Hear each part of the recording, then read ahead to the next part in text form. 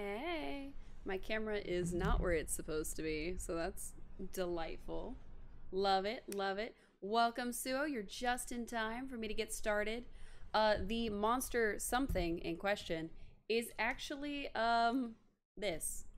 This is the monster something in question, which is not a Monster energy drink. It is a monster with alcohol in it.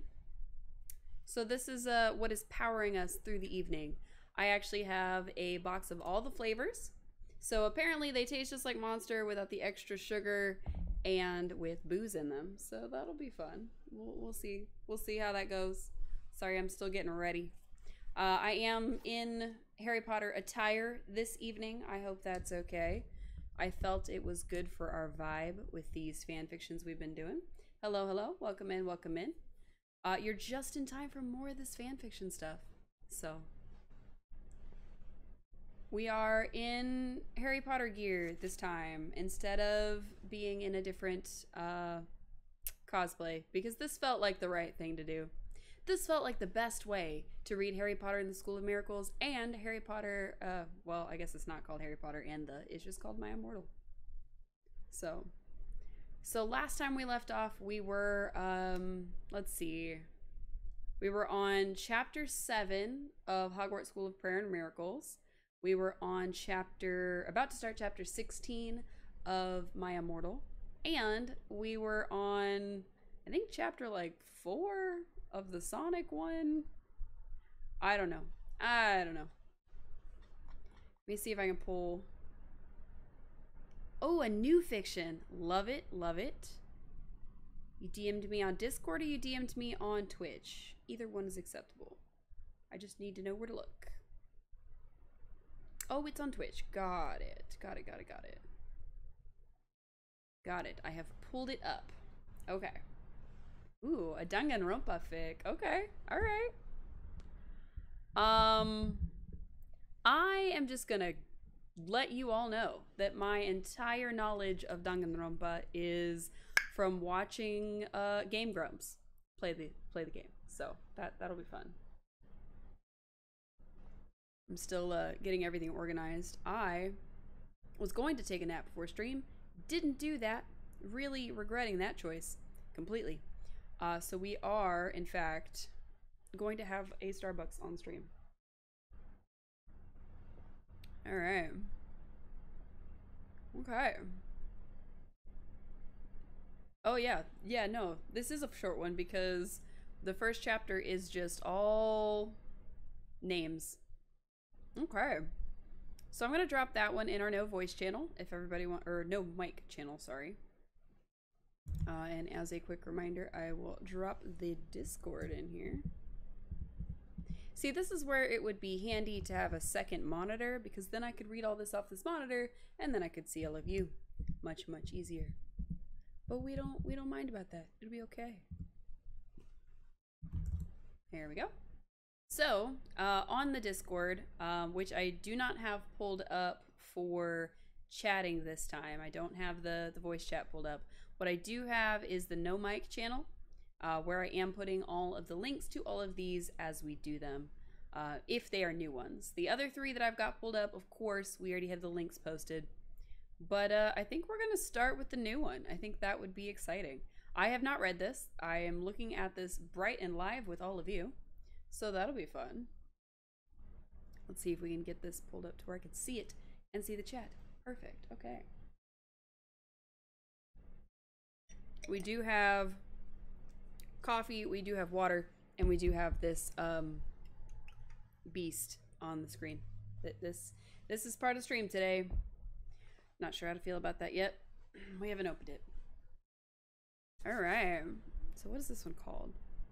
Okay. Bart and Lisa in Danganronpa, which I'm assuming it's Bart and Lisa from The Simpsons in Danganronpa. So that'll be fun. And it's what if Bart and Lisa were trapped in Hope's Peak? Okay. All right. Chapter 1. Okay. We'll get some hydration real quick.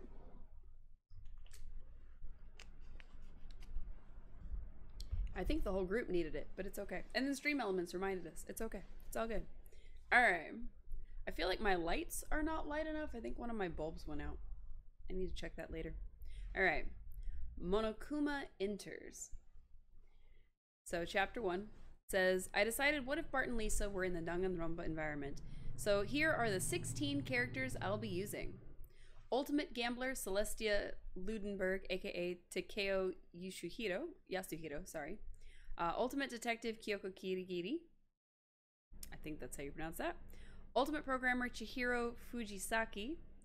Ultimate Biker Mondo Owada. Ultimate Idol Sayaka Maizono. Reserve Course Student Hajime Hinata. Ultimate Yakuza Fuyuhiko Kuzuryu. I'm gonna butcher these. I'm so sorry. Ultimate Musician Ibuki Miyoda. Ultimate Entomologist Gonta Gokuhara. Ultimate Breeder Gundam Tanaka. Ultimate Assassin Maki Harukawa. Ultimate Robot Kibo. Ultimate Lucky Student Makoto Naegi. Ultimate Photographer Mahiro Koizumi. Sorry. Ultimate Supreme Leader Kokichi Oma. Ultimate Prankster Bart Simpson. Ultimate Genius Lisa Simpson. Don't we already have a genius somewhere in this list? I thought. Maybe not. Maybe there's a different Ultimate Genius. Maybe I'm thinking of somebody else.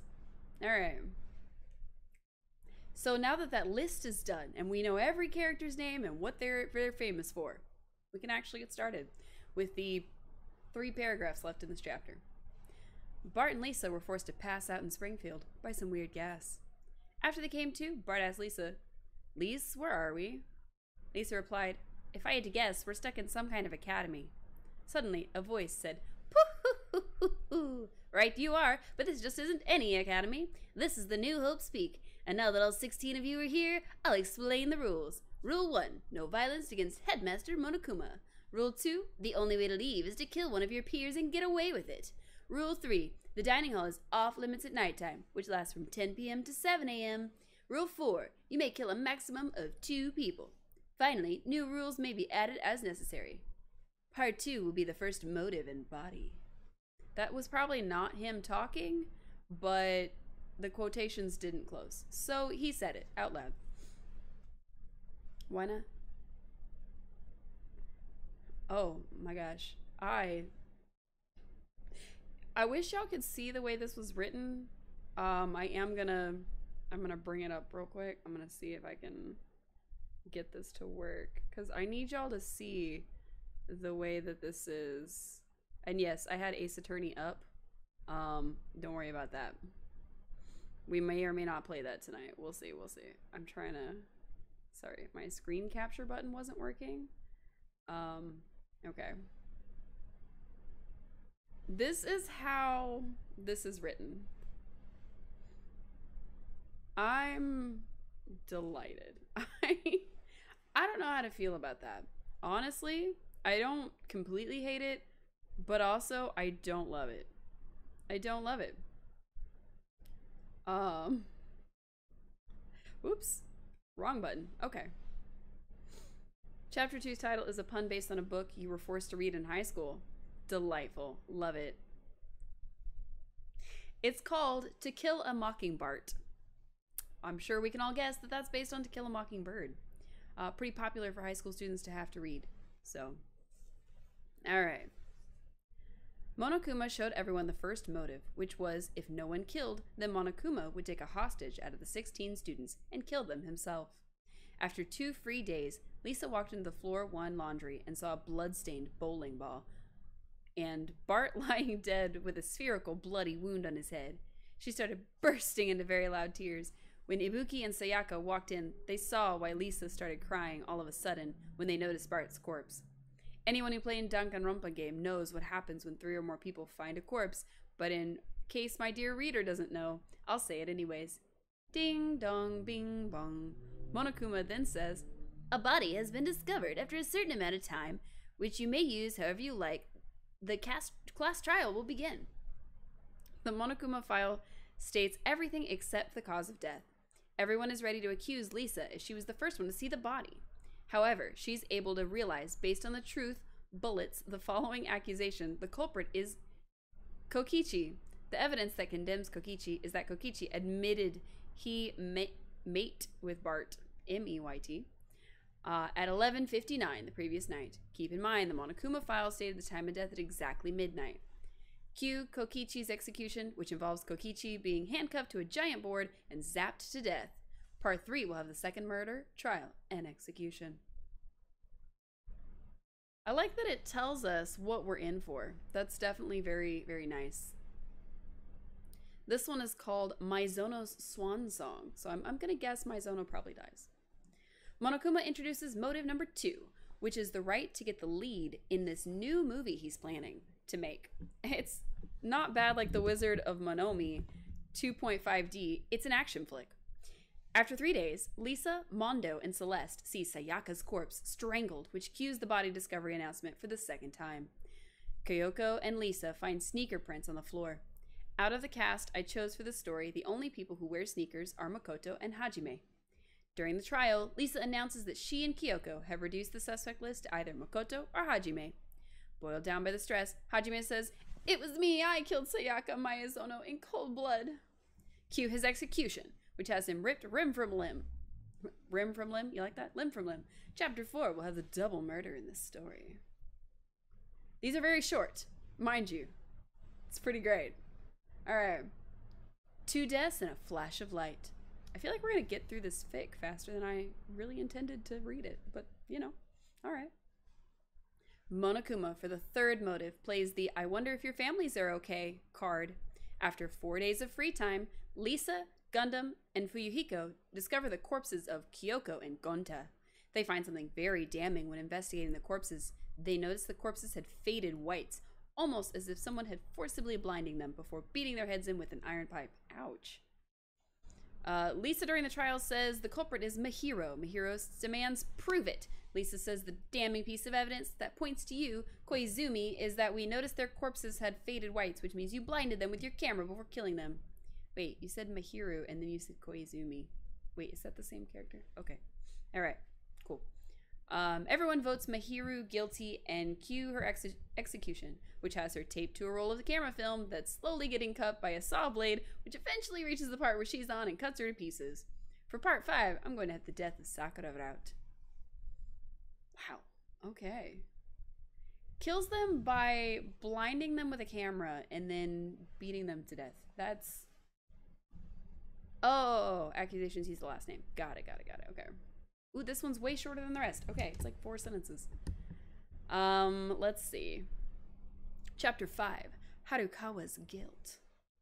Lisa notices Maki holding a bottle of poison and panicked, asking, "Maki, what are you doing?"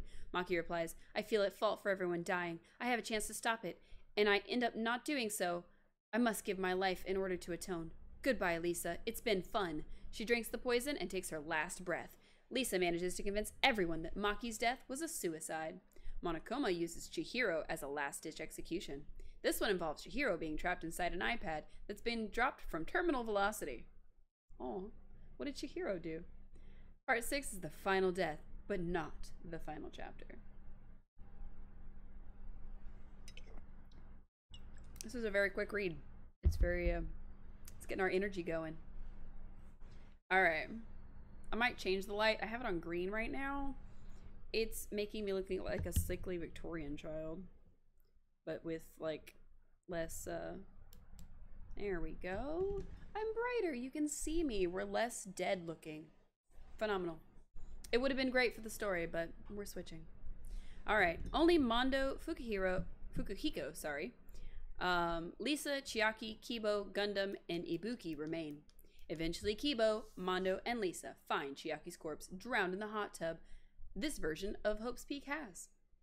Then they find fingerprints, scummy Yakuza fingerprints, on the outside of the hot tub and realize the culprit is Fuyuhiko. They prove as much in the class trial, and Fuyuhiko is executed by being frozen in concrete and his concrete remains smashed to bits. Almost done. All that's left is the mastermind reveal and the ending. Oh, sorry, this one was called Fuyuhiko's Folly. Who do we think is the murderer?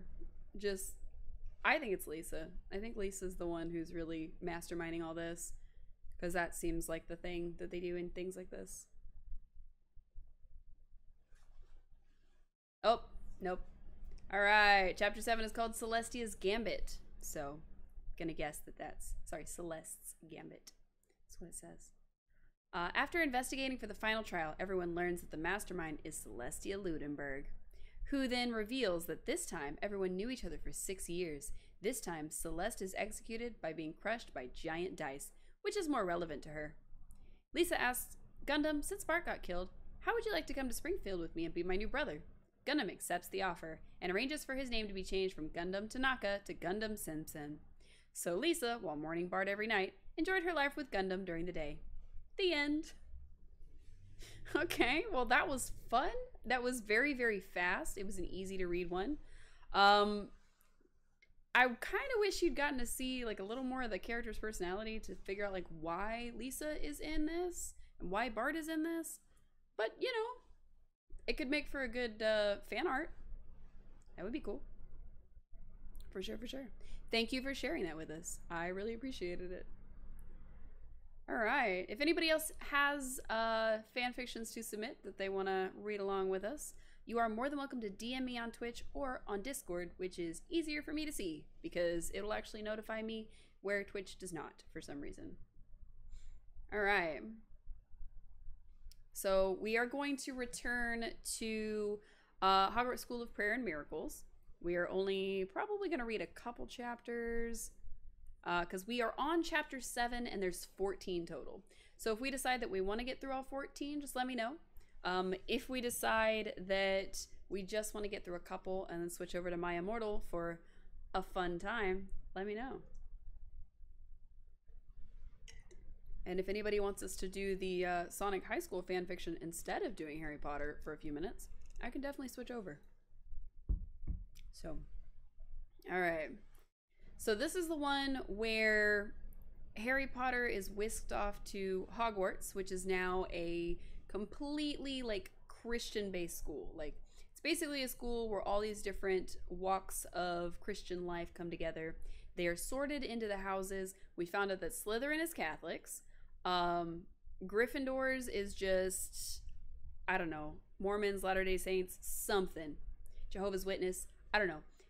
The fiction describes them as Christians who just follow the Bible. The word of the Bible, that is law. So I don't know exactly what flavor of Christianity that is, unfortunately. Then we have our Ravenclaw hats, which is Draco Malfoy.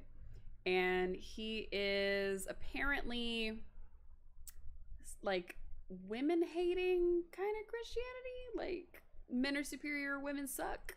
And then we have Hufflepuff, where Luna is. And that's basically like, oh, we're hippies who also believe in God.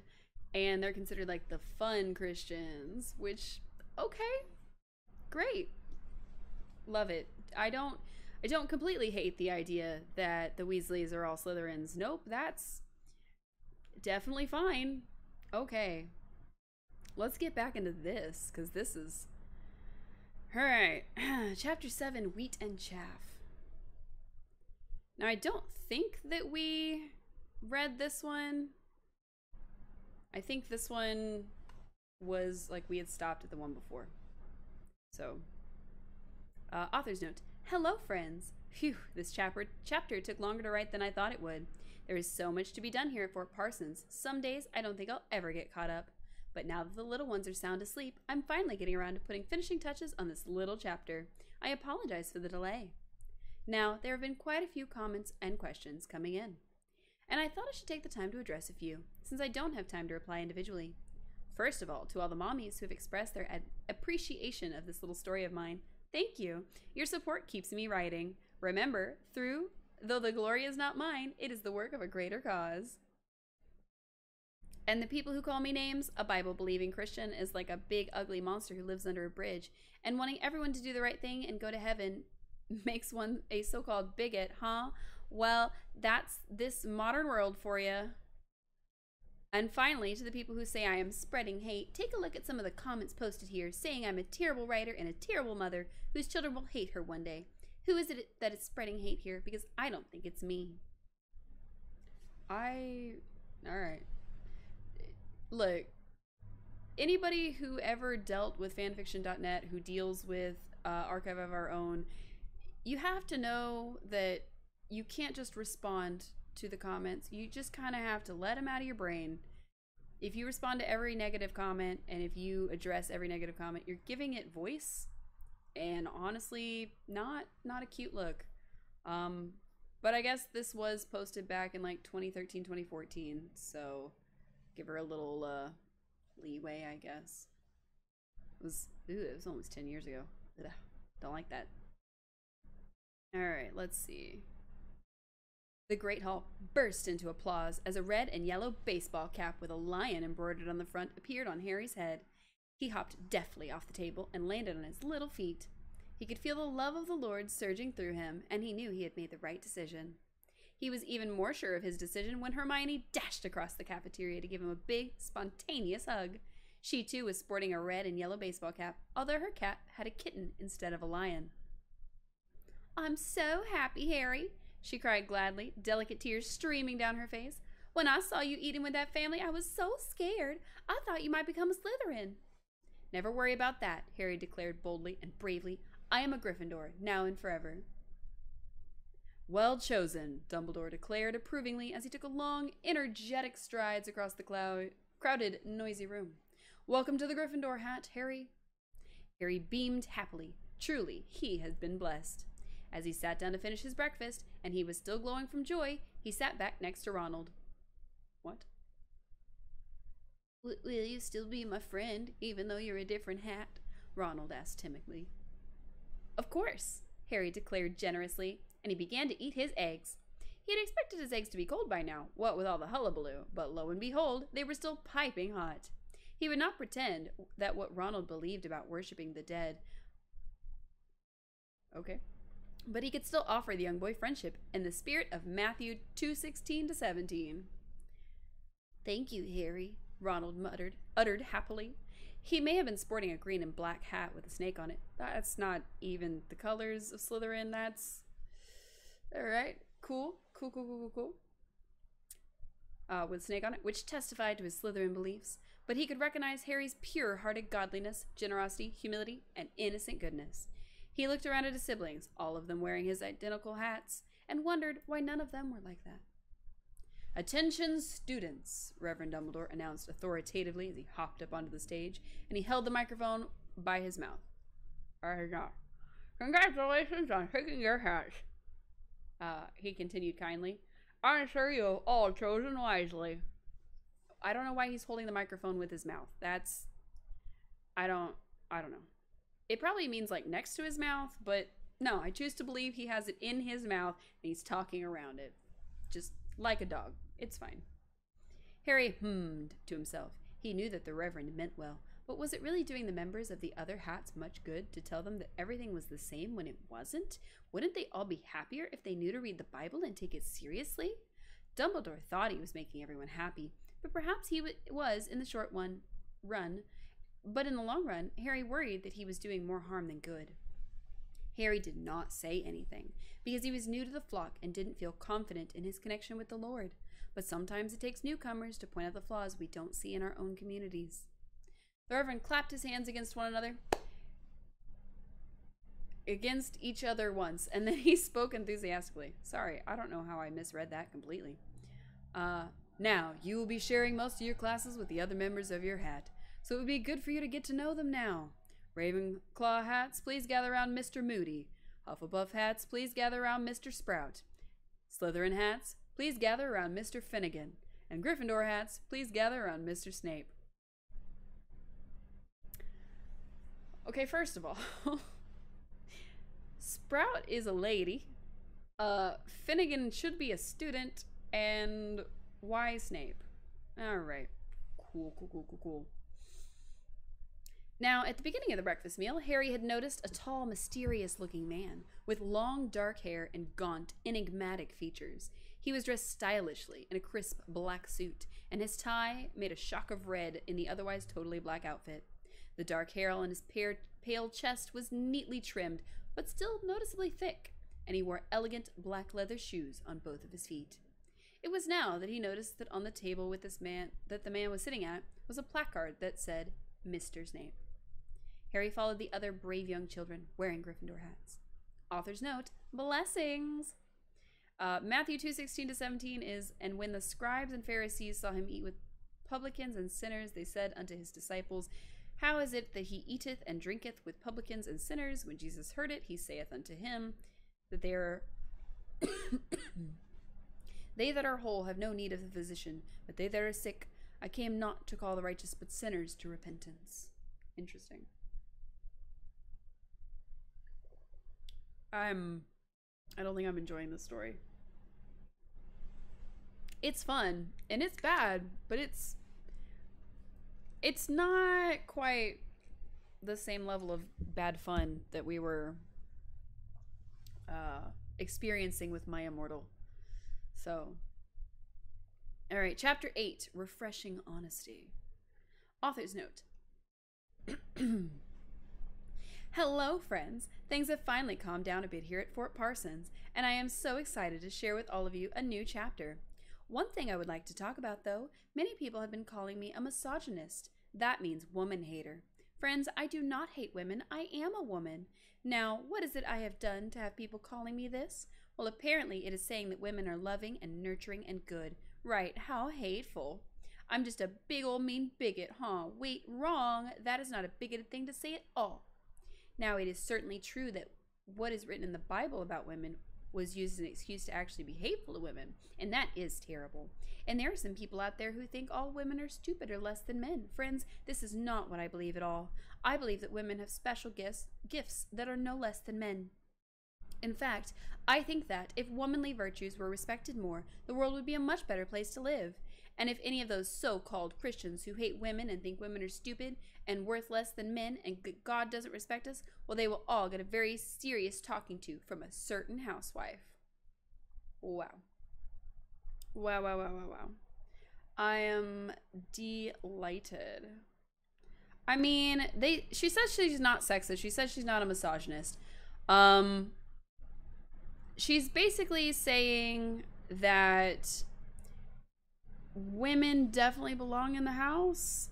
In one chapter, a couple chapters ago, she was saying that. So of course people are gonna respond like, oh, you don't think women can do what men can do, blah blah blah. And like, that's not the whole problem here, readers. But you know, what do we know? We're just reading the story about Christian love, I guess. All right, sorry, I'm adjusting my seating already. As you can tell, we're not equipped to sit down. All right. Harry Potter walked nervously over to the table of Mr. Snape. The other little ones wearing red and yellow hats did the same. Mr. Snape silently stood up, and he motioned with his head for the boys and girls to follow him, and he sauntered out of the great hall. He led them into a small classroom with a few desks in it. He silently motioned for the little ones to sit down at the desks. They did. He stood up at the blackboard in front of them. Welcome to Hogwarts School of Prayer and Miracles, greeted the older, but still handsome in a dignified, rugged way, amicably. What? The little ones all sat in respectful attention. So you have all chosen the Gryffindor hat? Mr. Snape queried, and he raised his eyebrow. Yes, Mr. Snape, chorused all the students together. Well, Mr. Snape said, and he drew his tall, strapping form up to its full, impressive height. I would like to say that your choosing will make you happy, or that your lives will be easy, but I will not lie. There are dark forces in the world, and they do not like Christians. And when I say Christians, I mean Gryffindor hats. They love the Hufflepuff hats, because the Hufflepuff hats believe everything these people say and slap the label Christian onto that philosophy. And so the Hufflepuff hats make it easier. The Ravenclaw hats, these people claim not to like, but then they pretend that the Ravenclaw hats' extremism applies to all Christians. So the Ravenclaw hats help them. Harry frowned confusedly. After the Reverend's acceptance of all the hats, he wondered why Mr. Snape was addressing things so directly. He found Mr. Snape's honesty refreshing, but he also wondered, was the honesty also combined with hate for others that he had seen in Draco's hat? He thought the other hats were wrong, but he did not want Mr. Snape to hate them for being wrong. He wanted to help them. And then, of course, is the Slytherin hats. The Slytherin hats will tell you that we are all on the same side because we all agree with Gryffindor hats on some things. But do not be fooled. Their leader is working with Voldemort. A shocked, horrified gasp echoed through the classroom. Harry slapped his hands over his mouth in an attempt to contain his horror, but he was still shocked. His new friend not only worshipped a goddess, but now he was also in cahoots with Voldemort? The little ones all gasped again. This time, they were even more horrified. From the back of the room, a clean-cut, respectably dressed young boy raised his hands. But what about the Constitution? Dean Thomas questioned articulately. Doesn't he care about the First Amendment? Mr. Snape shook his head sadly. I'm afraid not. And Voldemort is working through him and using them. Before long, all our freedoms will be gone. Dean Thomas raised his hand again and queried coherently, but why does Voldemort hate Christians so much? No one knows, Mr. Snape responded tentatively. However, he is on the move, and he is gaining power, and we Gryffindor hats may be the only ones capable of stopping him. Harry was nervous, but he clenched his fist determinedly. He was scared, but he was ready to face this evil. Author's note, blessings! Bruh. Alright. We are at chapter 9 out of 14, and I don't know how to feel about that. We are going to pause briefly so that I can crack open this monster, and then we can talk about it. I will ask, can everybody actually hear me okay? Because I'm not sure if my mic is too far, because it's like right here, basically. I'm hoping that everybody can hear. Oh, thank you for the follow. Welcome in, welcome in. We're not normally in this little box. We're normally in a much bigger box where you can see what game we're playing. But unfortunately, I can't figure out how to get this on the screen because I'm not very good at that. And if I could, I would put that up instead of our Switch screen so that we could all follow along together. So I am still working on that. We are taking a brief break from the fan fiction reading, a couple second break actually, so that we can talk about this can of deliciousness that I picked up. I'm gonna regret this.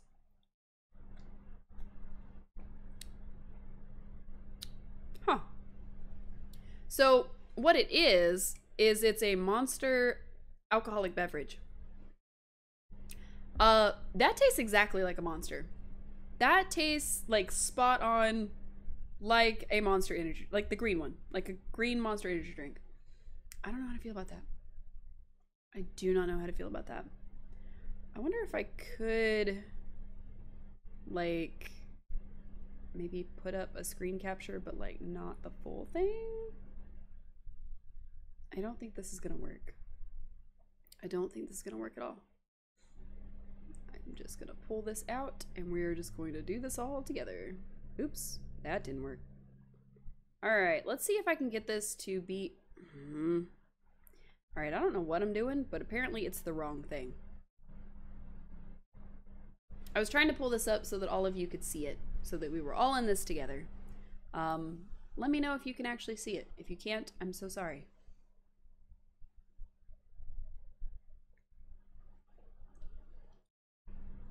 I can't actually taste that there is alcohol in that. I don't know how to feel about that. I don't know. Okay, moving right along with chapter 9 of Hogwarts School of Prayer and Miracles. So that's fun. Let's see, author's note. Hello, friends. I apologize for how long it took to get this chapter out. I think she says that every time. But I have good news. Starting tonight, I will be taking a beginner's writing course at the local community college. Through all the hate from evolutionists, feminists, and Romanists, there have been some legitimate criticism of my writing skills.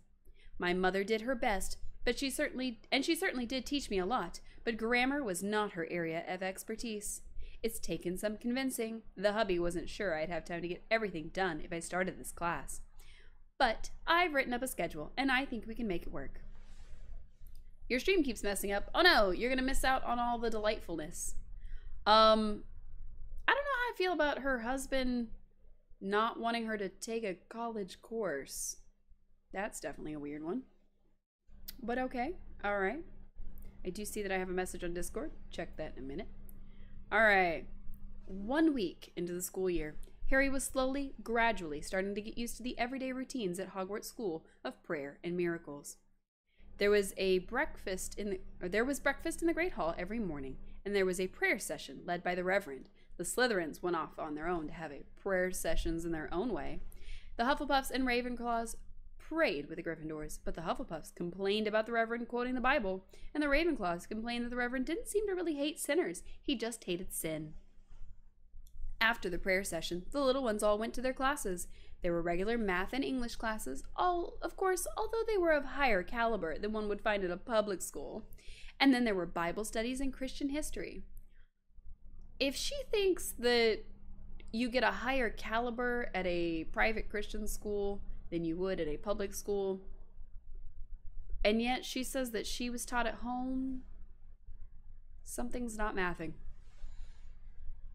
After that was lunch in the Great Hall. After lunch were more classes about American history and constitutional law and missionary training. After these classes was dinner in the Great Hall, after which the students had free time. How many times is she going to say after? It was just such a dinner that Harry was eating now. He was sitting with his new friends, Hermione, Ronald, and Dean Thomas. "This food is certainly delicious," Harry observed gratefully, and he was savoring a bite of perfectly roasted chicken. "It really is," Dean Thomas concurred intelligently. He was just quite respectably today, and he was wearing a button-up shirt and clean-cut blue jeans, and his hair was neatly combed. Hermione nodded in agreement, and the yellow bow she had tied her hair back with bounced up and down. Ronald grinned widely, but remained silent as he shoved another handful of deep-fried Brussels sprouts into his little mouth. Ronald had ate breakfast and lunch with his family, but he was eating more and more dinners with these Gryffindor friends of his. It never ceased to amaze him just how nice they were to him, even though he wore a different hat. A little unconditional friendship can really go a long way in a person's heart. This mischaracterization of all the houses, just still spicy. Okay. It was then that a bunch of beautiful people with wings wearing glowing white robes swooped in through the Great Hall's huge windows. Yellow halos hovered over their heads, and they wore brown leather satchels across their shoulders. They gracefully reached in their satchels and gloriously flung envelopes down onto the students below. "The mail's here," Dean Thomas observed accurately, and he shielded his eyes with his hands as he gazed up in wonder. Harry propped his chin up on his hands and dreamily watched these magnificent postmen distribute their wares. He did so love to look at angels. He was surprised when a letter fluttered down to him, and it landed lightly on the table in front of him. He had never gotten a letter before. He smiled innocently at the angel who had delivered it, and the angel waved back. "Would you look at that?" Dean Thomas uttered fluently. "What? You got a letter, Harry." With excited hands, Harry broke the seal and took out the parchment that was inside the envelope. He laid it out on the table and saw the familiar slanting, tidy handwriting. "Dear Harry, how are you enjoying your first week at Hogwarts? I hope you're enjoying it a lot. How about you come over for tea this evening after dinner? You can tell me all about it. Hagrid." Harry smiled as he folded the letter and put it back in the envelope. Good old Hagrid. "What does it say, Harry?" Hermione questioned shyly, and she played with one of her smooth, lovely curls. I can't do that because my hair's not curly. "Hagrid wants me to come over for tea," Harry reported excitedly. "Would you all like to join me?" "I'd love to," Hermione replied sweetly. "That sounds like fun," Dean Thomas responded eloquently. Could I come?" Ronald asked tentatively after he had swallowed his Brussels sprouts. Harry, Hermione, and Dean Thomas exchanged a knowing look. And Harry answered kindly, "Of course you can."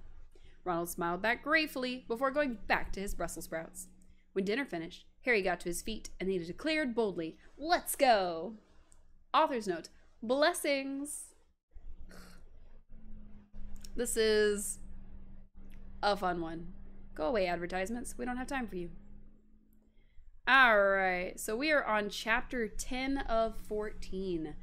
I don't know if I like the way that this is lined up on my screen. I'm so sorry. I know. Y'all probably actually do like the screen capture, but I don't. And I have a hard time reaching the button that turns it off. I guess I could just put it back on me. Back on me. You can see me and all of my annoying face. It's okay. Alright. Chapter 10. Dangerous Days Are Here. Author's note. Hello, friends. Sorry this chapter took so long to post. Thanks. but the instructor of my new writing class was kind enough to proofread it. I didn't take all of his suggestions, but I liked most of them, and I hoped the wait was worth it. Oh, another thing. For the few good-intended but misguided readers have expressed concern about my asking my husband's permission to take a class. Friends, it is not long ago that I would have thought the same thing. Culture told me that wifely submission was demeaning, and I believed it. All I will say is, read Created to be His Helpmeet by Debbie Pearl, Life and Marriage Changer. Helpmeet? Helpmeet. Okay, hold on. I gotta turn the screen capture back on, because y'all gotta see the way that that's worded, spelled. I don't know. All right, back on with the capture. Let's look, that button. Let's push the button. Okay, there we go. Whoops. Sorry. Created to be His helpmeet. Right here. Right where the mouse is. This right here. I don't like that. I don't like that at all. I, in fact, kind of hate that. And I don't know how to feel about it.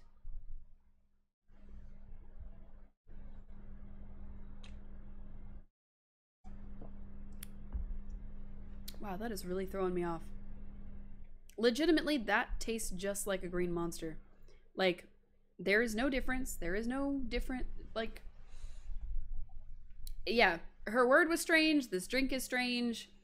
I guess I should say I'm not sponsored by Monster. I just saw them at the local store, and I couldn't resist buying a pack of them. So, now I have a pack of them, and I'm going to try to get through all 4 flavors tonight, but, yeah, I don't know. My brain is telling me that that is a Monster energy drink, and I know that it's not. Don't know how to feel about it. Alright. Hagrid lived in a lovely little house on the edge of the Hogwarts campus. The little ones arrived right on time, and the delicious smell of tea and cookies was wafting outside. Smiling in anticipation, they knocked on the door. Hagrid opened the door and beamed down at them. "Welcome, Harry. I'm so glad you could come. And you brought friends." "Indeed I did," Harry said, and he gestured to the upstanding fellow to his left. "This is Dean Thomas, a Gryffindor hat." "Pleased to meet you," Dean Thomas said intelligently. Hagrid smiled at the little one, impressed. "This is Hermione, another Gryffindor hat." Hagrid would know her because he knows the Reverend really well, but okay. Harry said, motioning to the girl on his right. Hermione smiled shyly and waved. Charmed, Hagrid waved back. "And this is Ronald," Harry said. Ronald looked up sheepishly from where he stood behind the trio. He could sense that Hagrid was truly a man of the Lord in a way that no one in his family, or perhaps the entire Slytherin hat, was. To be in the presence of such piety was humbling for a little one such as this.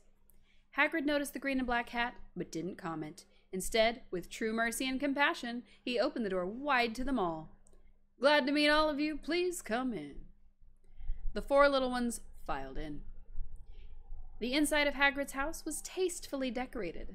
The curtains were plaid, the walls were wood, and a bare rug covered the floor in front of the fireplace. Mounted above the mantelpiece, in a place of pride for all to see, was a moose's head. The oaken table in the center of the kitchen was set for 5, and the kettle on the stove was just starting to sing. How would he know to set it for 5? Because he was only expecting Harry. You would think that he would only set it for 2, himself and Harry. But I don't know. All right.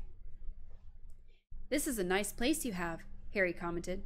"It really is," Dean Thomas said, intelligently. Hagrid grinned with pride. "Thank you. I live by John 15:19, of course, but I do try to keep it tidy." Harry, Dean Thomas, and Hermione nodded knowingly. How did they just all know these? They just rattle them off. Harry was doing it when he just said the sinner's prayer. Now he's like quoting them all the time. I don't know. In a few minutes, they were all seated at the table while Hagrid passed out his famous chocolate chip cookies. They munched on the delicious morsels as Hagrid poured the tea. "How's school going?" Hagrid asked. "Quite well," Harry replied. Just then, the timer buzzed. "More cookies!" the little ones cried in delight as Hagrid got up to get them. While Hagrid was getting the cookies, Harry's eyes fell on a newspaper Hagrid had left open. The headline on the front page read, "Voldemort spotted at Hogwarts?" It's a question mark at the there's a question mark at the end. I had to, okay, you get it, you get it. Would you look at that? Dean Thomas murmured observantly, picking up the paper and scanning it. As he read, he whispered the article's terrible words. Voldemort has been spotted by several students yesterday at Students yesterday at Hogwarts School of Prayer and Miracles. This is the man who is trying to put a bill through Congress to stop Christians from practicing their beliefs. If passed, homeschooling will be illegal. Christians will be put in jail, maybe even killed, unless they say the Bible says what Voldemort wants it to say. Saying Merry Christmas or hanging up the 10 Commandments will put you in a re-education program. There are people who actually believe this. Like, they actually believe there's this whole war on Christianity and, like, it's gonna result in jail time or death. Okay, all right. When Dean Thomas was finished, Hermione burst into tears. Harry gave her an innocent, friendly pat. Oh boy, yeah. How could anyone be so angry at God? Hermione sobbed. I don't know, Harry declared tentatively. He's a horrible person. Dean Thomas nodded sagely and muttered to himself in disgust. First they try to change the Pledge of Allegiance. Now they don't want us to be Christians. Next they'll be killing us all. It's a bad time to be a true Christian in America. Ronald sat in guilty silence as he watched his new friends fearing for the future. He was beginning to wonder just what sort of hat it was that he had chosen. The same one your whole family chose? The beliefs you grew up with? Like, well, hold on. This fanfiction is so stupid, it's worse than the Sonic High School one. I mean, you're not wrong. Sonic High School was bad, but I don't think it was this bad. And this is only chapter 10. We have 4 more chapters to go. All right. To be quoted earlier, John 15:19 is, if ye were of the world would love his own, but because you are not of the world, but I have chosen you out of the world, therefore the world hateth you. What? That doesn't explain how he lives his life. I don't think that was the one she meant to put. That one didn't make sense. Okay. All right. Chapter 11. A challenge. Author's note.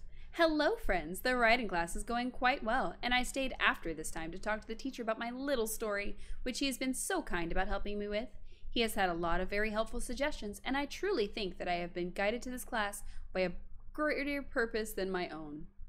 I don't know what that pop-up just was. I hope it wasn't terminating something I'm using, because that will make me cry. Are we still good? We seem to be okay. Seem to be good. Okay. All right. Whew, we're still here. That was strange. Another thing that I've gotten many messages about the Slytherin hat, or the Slytherins. People are saying that somehow this means I hate Catholics. Friends, I do not hate Catholics at all. All I want is for Catholics and everybody else to go to heaven and be happy with God.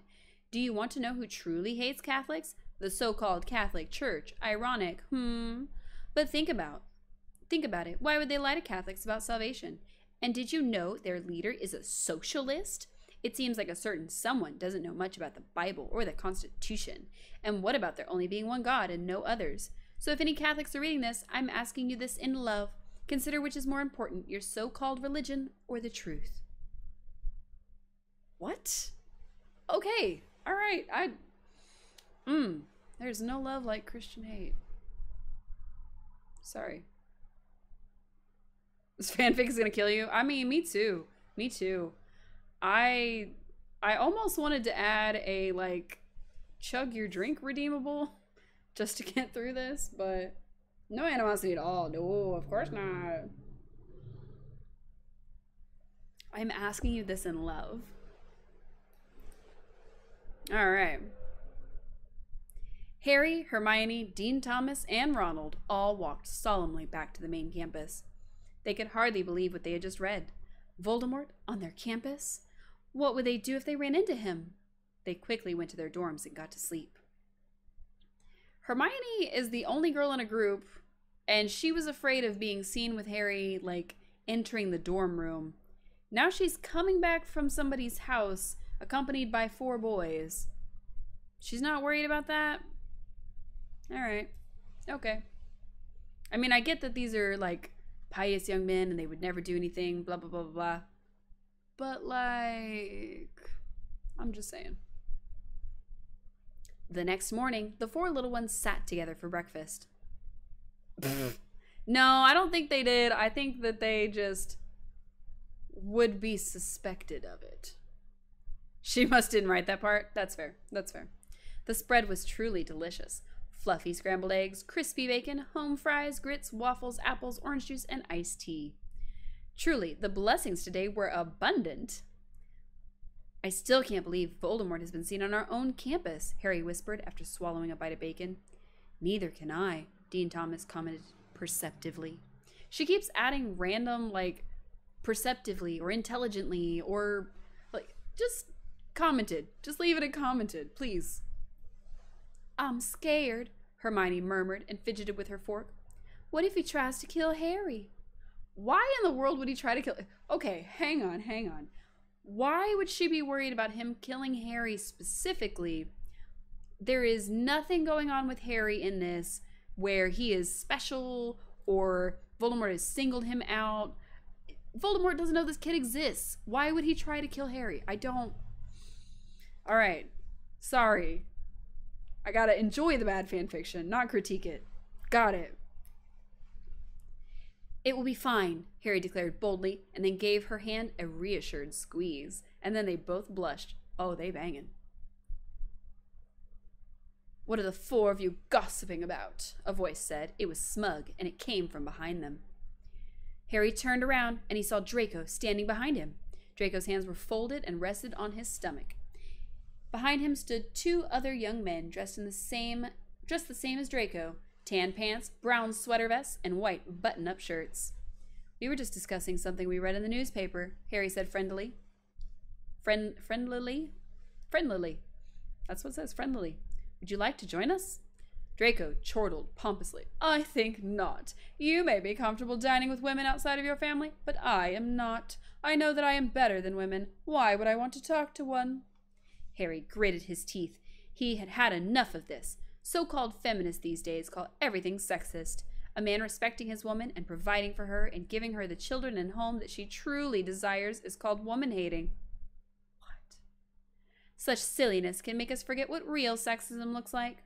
The truth is, women are just as smart as men, and God made us as their equals. But equal does not mean the same. And when we treat men and women as being the same and tell women to go to work all day and forget about her true calling as a wife and mother, then that is the real woman-hating. And then there are people like Draco who think that God messed up and made women worse than men, and neither is okay. Right? Nope, enjoying it. That is a mean thing to say, Harry screamed bravely, and he banged his fist on the table so hard that the plates bounced. Mr. Snape looked over in their direction and saw the commotion that was going on in that moment. He was dressed very dapperly today in a freshly pressed dress shirt and practical pants that complemented his long, muscular legs perfectly. I think somebody's mom had a huge crush on Alan Rickman. Just saying. Above the top button of his shirt, a hint of thick carpet underneath was visible. He carried with him a big, heavy King James version of the Bible as he sauntered across the cafeteria. What exactly is going on here? He questioned, folding his arms over his chest. Nothing, Draco muttered in the embarrassed voice of one who knows he has done wrong. You could forgive her having a crush on Alan Rickman? That's fair, that's fair. Rest in peace.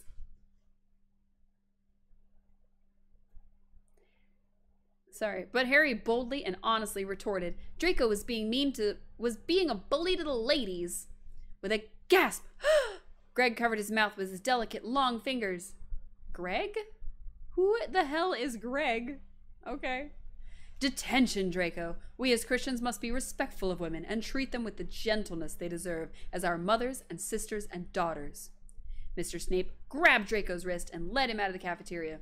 Wait, is his name Greg Snape in this? Like, what? Harry smiled holily at the sanctimonious fool. Draco shook his fist. Probably not the one that's being held, I guess. I'll get you for this, Potter. Tonight, after dinner in the courtyard, we will have a pray-off. Author's note, blessings. What? What? Ugh.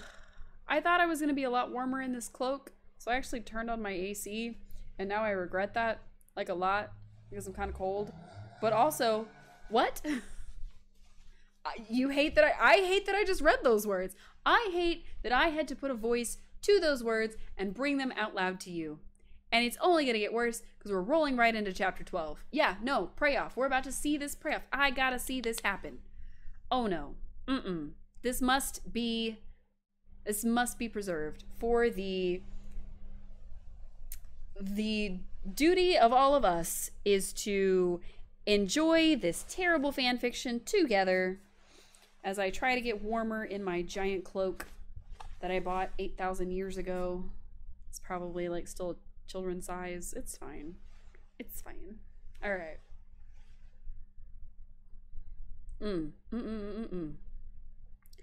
Oh, my switch turned off. That's probably for the best.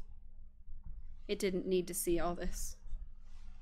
I didn't want it to turn off. I definitely wanted it to stay lit so y'all would have something to look at in the background. I guess I could just return to the big one though. There we go. That way if it goes dark again, it's not going to affect anything. It's just going to affect me being able to see my own face. But that's okay. That is okay. All right. Let's see. Chapter 12. Oh boy, chapter 12. Author's note. Hello, friends. I had this chapter all ready to go a week ago after class last Saturday, but then of course things got in the way like they always seem to. But now that things have slightly settled down here at Fort Parsons, I thought I would finally post this. There's no other author's note. It just gets right into the chapter. All right. Also, my light is like too bright. I don't know what's going on here.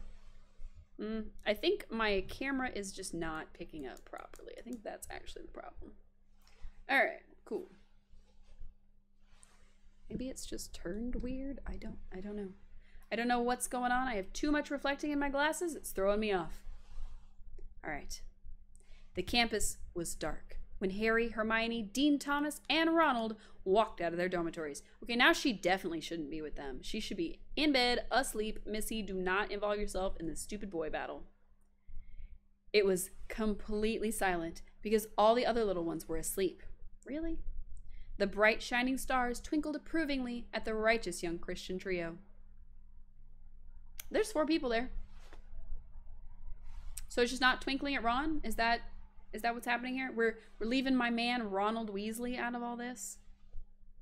I'm nervous, Ronald uttered shakily. Isn't this against the rules? Harry, Dean Thomas, and Hermione exchanged a knowing look. It wasn't Ronald's fault. It was just how he had been raised. Slytherin hats do not usually question authority. They think they just need to do what the head Slytherin hats tell them to do. They never think that maybe the Lord's work is important. What? This is the Lord's work, Harry explained patiently. This is more important. Then why? Okay, all right. That's right, Dean Thomas said wisely, and not a single word was mispronounced. I'm starting to think that maybe that's racism. Because every time she mentions how Dean Thomas talks, you know, wisely or intelligently or fluently, or now not a single word was mispronounced, I'm starting to think it's racist. Like, she doesn't specify that Dean Thomas is in fact not a white man in this, but it feels racist. And I don't know. She has a crush on Dean Thomas too? I don't think she does. No, the way that she describes this kid talking, he's always super well dressed, he's articulate. Articulate is not a word you normally use on, I don't know. There's a lot of connotations there that I'm getting some, like, I don't know. I don't know. You can see what I mean? Maybe I'm reading too much into it. Okay, sorry. He addressed quite respectably for the occasion. His face was scrubbed quite cleanly. Any mommy would be proud to have him for her son. Maybe she does have a crush on him. Oh, Ronald murmured wonderingly. He had never thought that anything could be more important than following rules, not even the Lord's work. Ronald was starting to ask the big questions, questions which might just lead him to salvation. Just think what would have happened if Harry had not known the sinner and not the... Wait. If Harry had not known to love the sin and not the sinner. You mean hate the sin and not the sinner? Okay. Just then, Draco stepped out from behind a tree. Oh, sorry. I flashed back to the other one. He was wearing yet another sweater vest, and he was proudly sporting a Ravenclaw hat. Well, well, Potter. All right, there should be a third well in there, but all right. Draco drawled smugly. Was he supposed to have an accent this whole time? Looks like you came to the pray-off after all. That's right, Harry answered courageously. Well then, Draco grinned self-righteously, let's pray. Draco and Harry got down on their knees and raised their hands to the sky. I'll go first, because God loves me best, Draco declared confidently. With that, he shouted, Dear Lord, if you agree with me that women are stupid and Potter is wrong, please strike him down where he kneels. Dean Thomas and Ronald gasped. Hermione began to cry. But Harry did not flinch. He knew that he was a man of the Lord. Draco grinned viciously as he looked to the sky for a bolt of lightning. But none came. His eyes widened and his jaw dropped. He began to cry. Now, it was Harry's turn to pray. He raised his hands far higher than Draco's had been, and he screamed in a voice far louder than Draco's had been. Dear Lord, if you agree with me that women are just as good as men, but just different, please. For a second, he thought about asking for Draco to be struck down, but then he was overcome with mercy. Please make him a Gryffindor hat. In that moment, the hat on Draco's head changed to a red and yellow one with a lion on it, and the tears rolling down his face were not sad tears. They were happy tears. The crowd of onlookers burst into applause, but Harry did not notice all the cheering students and teachers. He was bathing in the love of the Lord. Author's note. Blessings. So you fundamentally changed who this person is, and that's somehow more merciful than being struck down by lightning. All right. Okay. All right. Cool. All right. We only have 2 chapters to go. I think we should keep going. No, apparently there's an audience. Apparently they're not all asleep, or maybe they woke up because, God, I don't know. I'm scooching you all back a little bit. You're too close. All right. Author's note. Hello, friends. Many of you have notified me about the typo in the last chapter.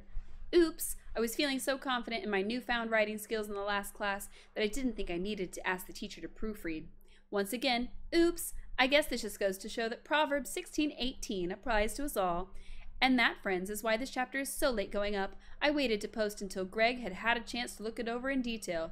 He says I'm definitely improving, but he still did have some suggestions. Hope you all enjoy. All right, hold on. So she accidentally referred to Snape as Greg.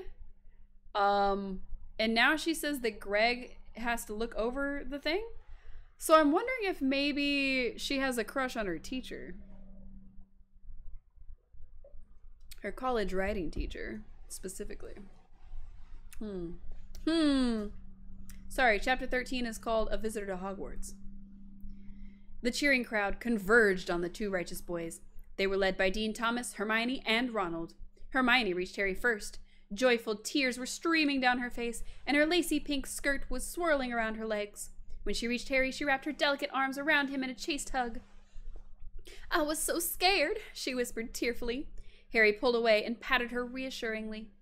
He told her, there is nothing to be afraid of, not when we are in the sight of righteousness.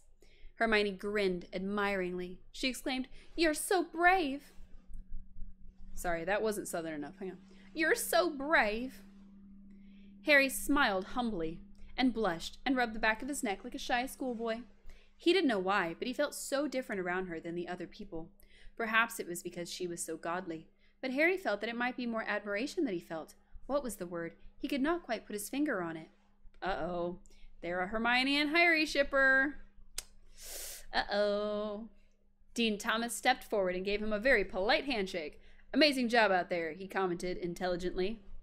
See, there she goes again. Harry smiled humbly. It was the work of a power greater than my own. Dean Thomas shook his head in admiration at how humble Harry was being. Truly, a light was shining in this little one. Ronald was next in line. Tears were streaming down his face, and his nose was running down to his chin. He wiped his face with his big, freckled hand. He stuck out the other one for Harry to shake. Harry generously returned the action. That was amazing, Ronald sobbed honestly. How do I be as holy as you? Harry, Dean Thomas, and Hermione exchanged a knowing look. There they go with these knowing looks again. Jeebus, jeebus. Sorry, I'm turning this down. It's blinding me. Blinding me, please. Maybe, they suggested, it has something to do with the hat on your head. Ronald got a thoughtful look on his face. His many siblings, that were too many for two parents to care for, did not like the look of that. Altogether, they walked over and grabbed Ronald and pulled him away. Harry, Dean Thomas, and Hermione were sad, but they hoped in their hearts that their words of truth would plant a seed and grow. All right. But before they could think too much about that, a car pulled into the parking lot. Because there's a parking lot now, and also cars. So that's fun. All right. Car pulled into the parking lot. Why am I being so reflective right now? Like, please, please. I don't want to be so reflected. I need it to stop. I thought with my light dimmer it would stop that, but nope. We're just gonna have a lot of reflection in these glasses, so you can see what I'm reading through the glasses, I guess. I don't know. Alright, so unfortunately, a car pulled into the parking lot. It did not look like the car a busy mommy or daddy would have. No, this was a small so-called eco-friendly car. Harry, Dean Thomas, and Hermione looked at it suspiciously. They did not know who would come out of it, but they got the feeling it would not be someone good. The car stopped. The door opened. A man stepped out. Those were all sentences. He was tall and pale-skinned. Just sentence. He was a younger man with only a thin layer of hair underneath his shirt. He was wearing a t-shirt and sweatpants and sneakers. No one seemed to take much notice of him. But then the Reverend's wife stepped onto the scene. She screamed. She fainted. At the sound of her cry for help, the Reverend Dumbledore came running to the rescue. So many so-called pro-women's rights people think that Ephesians 5:22-25 is just about wives being submissive. What they don't talk about is it also tells husbands to sacrifice for their wives. Wow, does that sound oppressive? That was all written regular text. It was not an author's note. When he saw the man who had gotten out of the car, he stopped and gasped. And then he shouted, "Stand back, students! This is Voldemort himself!" Author's note, blessings! So Proverbs 16:18 is pride goeth before destruction and haughty spirit before a fall. Ephesians 22:25 is wives submit unto your own husbands as unto the Lord, for the husband is the head of the wife, even as Christ is the head of the church. Blah, blah, blah, blah, blah. I'm not reading all that. We're getting to the final chapter. It's going to be as much of this as I can handle. All right. Cool. All right. Author's note. Hello, friends. I have some news, and I know that it might be disappointing to the mommies out there. My husband and I had a very long talk last night, and he doesn't think that posting my writing online and going to classes is a good idea for our family. It was a hard decision for me to accept, but he does know best. I want to thank all the many righteous believers who have supported me in this little mission of mine, and hope that this last chapter ties up the loose ends as best as one chapter can. Great. We're going to wrap up everything in one chapter. I hope you all are ready for this ride we're about to go on together. Harry gasped. Dean Thomas gasped too. Hermione burst into tears as Voldemort ambled through the parking lot. Middle of the night, everybody's supposed to be in bed. Everybody's outside for the pray-off suddenly, and now Voldemort's rocked up to the school. Hope we're all keeping up so far. The enormous crowd of righteous students were nervous, but they still stood boldly in the face of such horrifying evil. Dumbledore stood in front of them protectively and manfully. What? Harry looked at the depraved man walking towards them, and he thought of all the lies he must have been told by evolutionists and feminists all his life, and he thought of the empty, meaningless depravedness that he would have to distract him from that missing love in his life. What? And he thought of how one day he would die, and that there would be no happy heaven for him, only the flames of hell. Harry wondered how anyone could be so stupid. Who would want hell more than heaven? It made Harry so angry. So angry, y'all. So angry. Voldemort stopped walking when he was in front of the Reverend Dumbledore. He arrogantly nodded and said, "Hey, my name's Tom Riddle, and I'm here to visit my cousin. Which way to the guy's dorm?" "Enough of your lies," Dumbledore exclaimed bravely. "We know who you are." Oh, it only gets worse, Q. Buckle in. Voldemort blinked stupidly, and then he uttered childishly, "I'm sorry, what?" Dumbledore smiled smartly.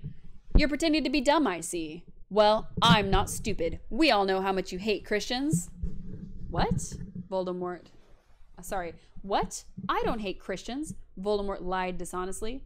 "What are you even talking about?" We're going to give him Ron's voice. Hang on. "You're still pretending to be dumb," the Reverend pointed out truthfully. "We all know about your plot to illegalize Christianity, Voldemort." Voldemort blinked stupidly again and questioned evilly. "Wait, is this about my Reddit account?" "Is that what you call your godless coven?" Dumbledore queried knowingly. "Well, yes, I have indeed seen your so-called Reddit account, and just try to deny your hatred of Christianity when you post things like this. Christians, Kristinas, all sucks, S-U-X. Their, T-H-E-I-R, religion is stupid and should be illegal. I will write to Congress and tell them to make law." Harry Potter laughed intelligently. Ha ha ha, because Voldemort did not even understand proper spelling and grammar. "That was a joke," Voldemort retorted unintelligently. "That whole account is a joke. I mean, Voldemort the righteous skeptic?" He laughed with the nervousness of one who knows he is damned. "Of course you're not supposed to take it seriously." "Do you think religion is a laughing matter, young man?" Dumbledore demanded righteously. "Well, it is not. What sort of joke is trying to outlaw religion?" "Of course I don't actually want to outlaw religion," Voldemort uttered deceptively. "That would be ridiculous. I just got annoyed by the ridiculous straw man some Christians have made out of atheism. So whenever I see someone ranting about how depraved and evil we non-believers are, I reply with something like, you know, taking that stereotype to an extreme to point out how ridiculous it is. Hang on. Also, a small but vocal minority of atheist extremists that stereotypes and mocks anyone who disagrees with them. They can be just as hateful as people think we all are, and that does real damage. They bug me as much as the straw man arguments do, and they give those arguments credibility. So I do the same thing to them, replying with an extreme version of what they said to highlight the absurdity of it. "So you're making fun of atheism?" Dumbledore interrogated shrewdly. No, I am an atheist," Voldemort explained sinfully. "I'm just as I thought," Dumbledore surmised wisely. The only real person in this story. He smiled holily in satisfaction that the Lord had worked through him. "We have been preparing for this day. We have been preparing for it for a long time. Students!" The holy little ones stood at attention. "Convert him!" Dumbledore commanded bravely, and all at once the students began to shout. "You have been tricked by the lies of society!" Harry shrieked knowingly. "You deserve to burn in hell!" "Come over here!" Dean Thomas screeched articulately. "Debate me on religion!" "I'm just so upset that you don't accept the Bible," Hermione sobbed femininely. "The Bible is the best book ever. Why can't you just respect that?" "I'm a Gryffindor hat now!" Draco yelled boldly with the inspiring zeal that so many newcomers to the faith have. "Do you hate me now? I bet you do!" Voldemort covered his ears with the discomfort that heathens often find themselves with when they are confronted with the truth, and he shouted to drown out the word of the Lord. You've been preparing to do this? To scream at me? It is the work of the Lord, Dumbledore explained accurately. Aren't there better ways to spend your time than preaching to a bored idiot who makes fun of people on the internet? Voldemort questioned hedonistically. Your Lord seems to be pretty concerned about helping people around him. Is that not his work anymore? How can we focus on helping people when there are people like you trying to destroy us? Dumbledore countered astutely. I told you before, that Reddit account is a joke. Voldemort whined pathetically, but the Reverend shook his head. I thought that might be so at first, the Reverend commented fairly, but it was just too realistic. How is it realistic? Voldemort inquired uninformedly. It wasn't even sonal. I waxed poetic about the sexiness of neckbeards and said that Christopher Hitchens has superpowers. It was supposed to be funny. How could you take it seriously? Dumbledore scoffed. He replied faithfully, like it or not, your little joke is what most atheists today are like. That's not even true. Okay. So my Reddit account solidified your conception of atheists as a bunch of anti-Christian bigots who were just angry at God? Voldemort solicited stupidly, and then he sighed. Okay, you know what? This has gone too far. I'm sure that most people can tell I'm not being serious. But if I'm contributing to misinformation and stereotypes, I don't feel comfortable continuing this. Voldemort pulled an iPhone out of his pocket, and he began to type on it. After a few minutes, he showed the screen to Dumbledore. See this? I just made a post. I am a troll. It is the last post I will make on that account. Are you happy? Dumbledore virtuously ignored the heretic. He turned to the little ones standing behind his protection. Students of Hogwarts, this fool will not listen to reason. Let's save this heathen soul. All the little ones got down on their knees. They raised their hands to the sky, and they screamed to the heavens in the voices of those who knew they were doing great work. Lord, please make Voldemort a Gryffindor hat. Voldemort sighed wickedly, then shook his head godlessly, and he walked away depravedly. But even as the fornicating, drug-addicted evolutionist disappeared into the distance, the righteous little ones continued to pray. They knew that if they screamed loud enough, they could change the world.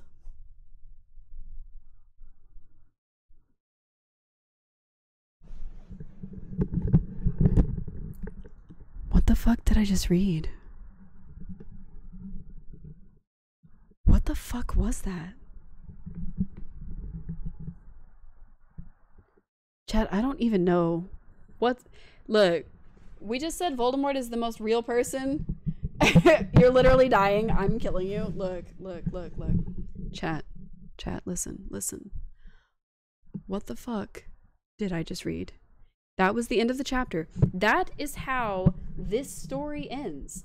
They try to convert Voldemort to a Gryffindor hat, which is apparently like true Christian.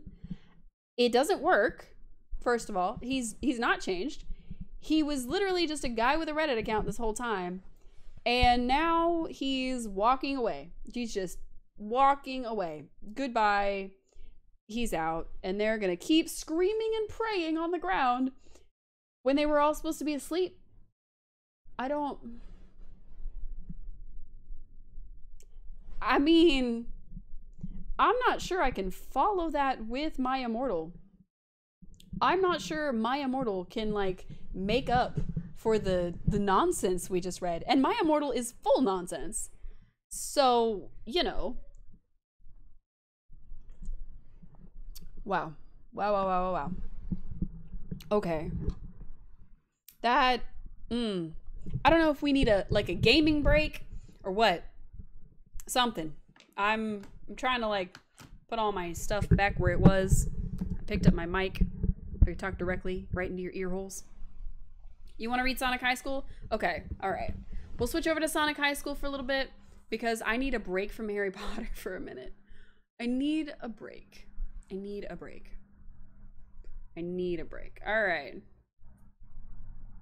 right, let's see. Where are these chapters? What chapter were we on? I don't actually remember.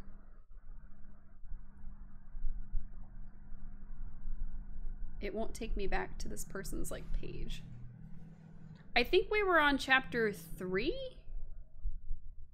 but I don't remember. I don't remember.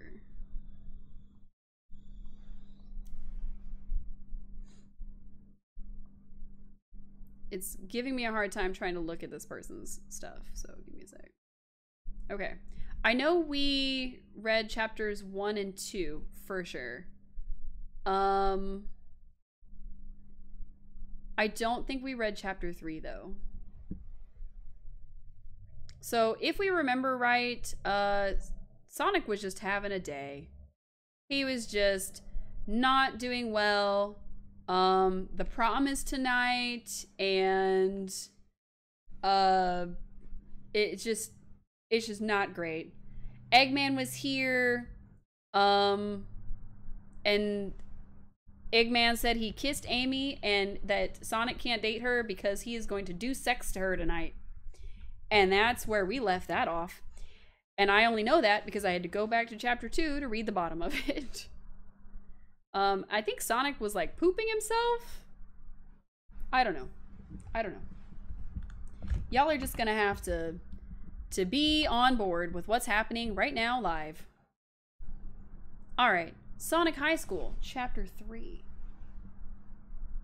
I'm trying to move my stuff around so that I stop sitting on it, because that would be great. Sonic ran the fastest, right to Dr. Eggman, right through his traps, and jumped to the floating platform that Eggman was standing on. When did we talk about that? "I'm coming for you," said Sonic, and he jumped up right to the platform and got so close but fell because it was just too high for even Sonic to reach. Sonic said, "Damn," and ran up the staircase that was in the middle of the big room that were under Eggman. Sonic ran to the top, and at the top he jumped again from a higher spot, and this time reached the platform because it was easier to get to it. "Now you're mine," shouted Sonic right to Eggman in his ear. "I am not going to fall this easily," said Eggman, who then grabbed a crystal remote control out of his pocket and pressed a button on it that made a dome of lasers around Eggman. "Get out of here," yelled Eggman. "I am Eggman, and I will have my way with the treasures of this island." He's gonna fuck the treasures? What? Eggman flew up higher on his platform, and Sonic had already fell from the lasers that were on the floating platform, so Sonic didn't get to go too. Eggman disappeared into a purple and black portal at the top of the ceiling. S-E-A-L-I-N-G. Ceiling. And Sonic was left at the bottom of the room in the middle of the stairs. "Amy still has to be somewhere. I need to get Tails out of that locked cage," said Sonic, thinking about what he should do next. Sonic ran up the stairs really fast and down the hallway at the top of the stairs on the second floor. Sonic picked a door and ran right into the door. Boom. He probably didn't run right in, he threw it maybe, but alright. The room Sonic ran into had a big picture of an old man on it. He looked just so old that it was like seeing a skeleton right there. Sonic said, "This man probably died ages ago and left all his money here from being a real estate to his sons who built this place." What? Sonic thought this was not the right room to be in, so he left and went to the next room. This was the right room to be in, Sonic knew immediately. There was a big red bed, and Amy was tied with rope around her feet and hands, and there was another rope around her head with a lock on her mouth so she couldn't open it or say anything at all. Sonic ran right to the bed without doing anything before doing that and untied Amy with his sonic speed. "I'm so glad you're here," said Amy. "The prom is not turning out like I hoped it would when I bought this dress." Amy was wearing a pretty red dress that was like what she normally wears but longer, and there were 2 flowers on the shoulders. Amy's dress was...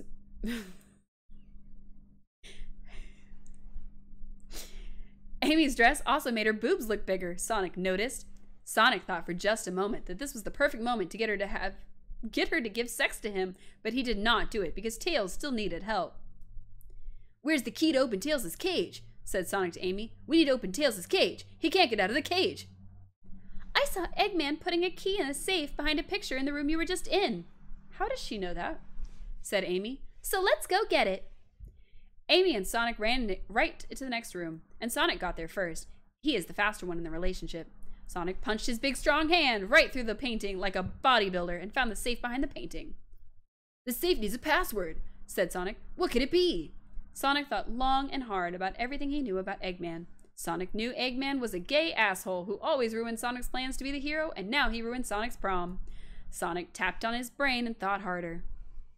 Maybe the password is his name, said Amy. It was not, and Sonic knew it long before Sonic put it into the safe lock. I love her for her body, thought Sonic. Sonic thought harder and had an idea. Oh, what if the password is Sahuk Slurdameter? Chaos Emerald backwards. I need y'all to see how this is put on here. Hold on. Hold on. Hold on. What if the password is Sahuk Solarbidime? That sounds like Simlish. It sounds like I'm having a stroke just by saying it. It sounds like everything wrong with this fan fiction. Alright. Finally shouted Sonic at Amy next to him. Alright. We're gonna just get that back off of here. Back to my face. Back to the torture I'm putting you through. Honestly, I really wish I could put this on the screen so y'all could follow along the whole time. I don't know how to do that. So we're doing this live, unfortunately. Because I'm learning as you all are learning, as you all are watching me learn. Sorry. Alright. Amy, who was there, said, "What does that mean?" Amy, Sonic's girlfriend, was confused. It is Chaos Emeralds backwards, what he really wants, but messed up so we would not guess it. Screamed Sonic, so happy. He screamed that? I'm not screaming that. Sonic typed the password into the safe, and would you know it, it popped open and there was this big key, so Sonic took it. Sonic ran down the stairs, and then Amy did, and Sonic opened Tails' cage and Tails got out. I'm so glad to be safe one again. Thanks to you, Sonic, the day is saved. Tails was smiling bigger than a crocodile having a silly dream, but Sonic was not. Hi, Suo. What is wrong, Sonic? Everything is right now. Oh, wait. Apparently Sonic said that. What is wrong, Sonic? Everything is right now, said Sonic. No, it isn't, said Sonic, so mad and sad. Eggman got away without a real punishment for what he did. Sonic shook his face at the sky, thinking about how Eggman slipped away like a slippery balloon that Sonic had let go of. Sonic High School, Chapter 3. But we are all safe, Amy said. That is what really matters. So, I don't know if you were tuned in when we just finished Hogwarts School of Prayer Miracles. That was a ride.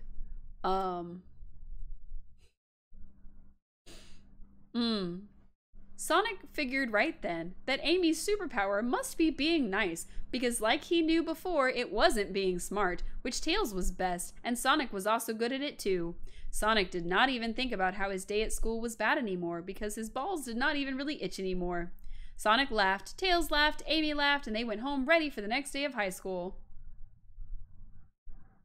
I forgot he had itchy balls. I forgot that was a thing. Oh no. I barely remember this fan fiction. I'm sorry, y'all.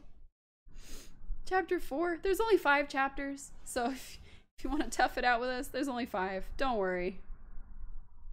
Alright. Chapter 4. Whew. I need to get through this faster so I can open the next one and try it. Once again, these are not Monster energy drinks. They are Monster with alcohol in them. That is the Monster something we alluded to in our title. Alright, Chapter 4. Sonic did like in the first chapter and went to school again. Now it's lunchtime, and Sonic was in the lunchroom. Sonic was telling all the people at his table, who were Tails, Knuckles, Shadow, Espio, and Charmy Bee, about what did happen yesterday, but Tails already knew, so he was nodding his head like a good friend. You should have seen it, said Sonic. I was in the haunted house and I shot Eggman, but I let him get away right before he could have been killed. Sonic laughed and Tails laughed at the same time. Knuckles said, You should stop going on these cool adventures because high school is more important, said Knuckles, and Sonic knew he was right because it is called Sonic High School and it should be more about the high school part. So Sonic asked them all what they were up to. Well, I'm in the science competition, said Tails. To win the science competition, I have to come up with the best invention, and my invention is this invisibility hat that makes you invisible, but I can't do it right now because I have to make sure it works perfect for the science competition. Tails was so smart that Sonic knew he would win the science competition because Tails is like intestine.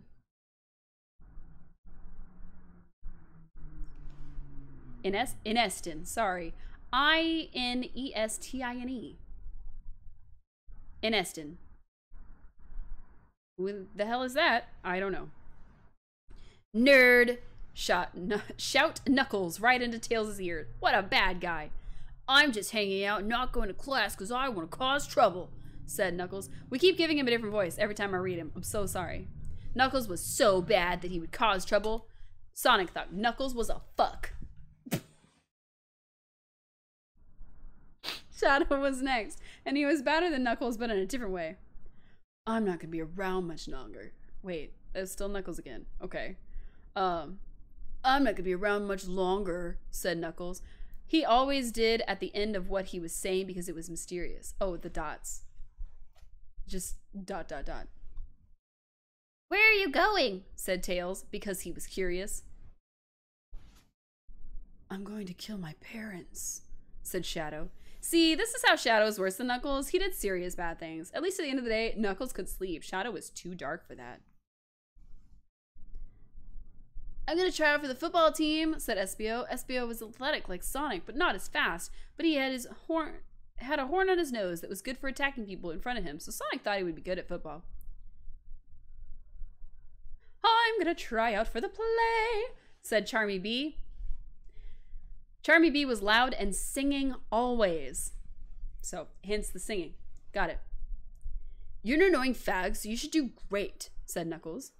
Do not hurt my feelings, said Charmy. Charmy was used to being hectored, so he was able to remove himself from his potent fury. Did you see Rouge just now?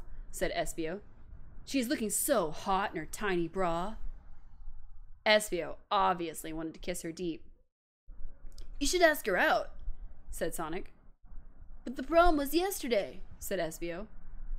Well, it is okay. You can date anytime, said Sonic. They're all getting the same voice at this point. I'm sorry. Oh, said Espio. Well, then I'm gonna kiss and sex her tonight. Espio was a little boy looking at his mom's boobs for the first time. Sonic and Tails together were both looking at each other, and they wanted to help Espio. We're gonna help you get a date, said Sonic and Tails at the same time simultaneously. I don't know how to read them in two different voices. And we're gonna do it right now, said Sonic and Tails. Sonic and Tails got up and both grabbed one of Espio's arms and dragged him across the room. Sonic did most of the dragging because he is stronger, and put him right at Rouge. What is this about? Said Rouge with a questioning sound. She blinked her eyelids quickly like a race car. What do you want? Why are you here?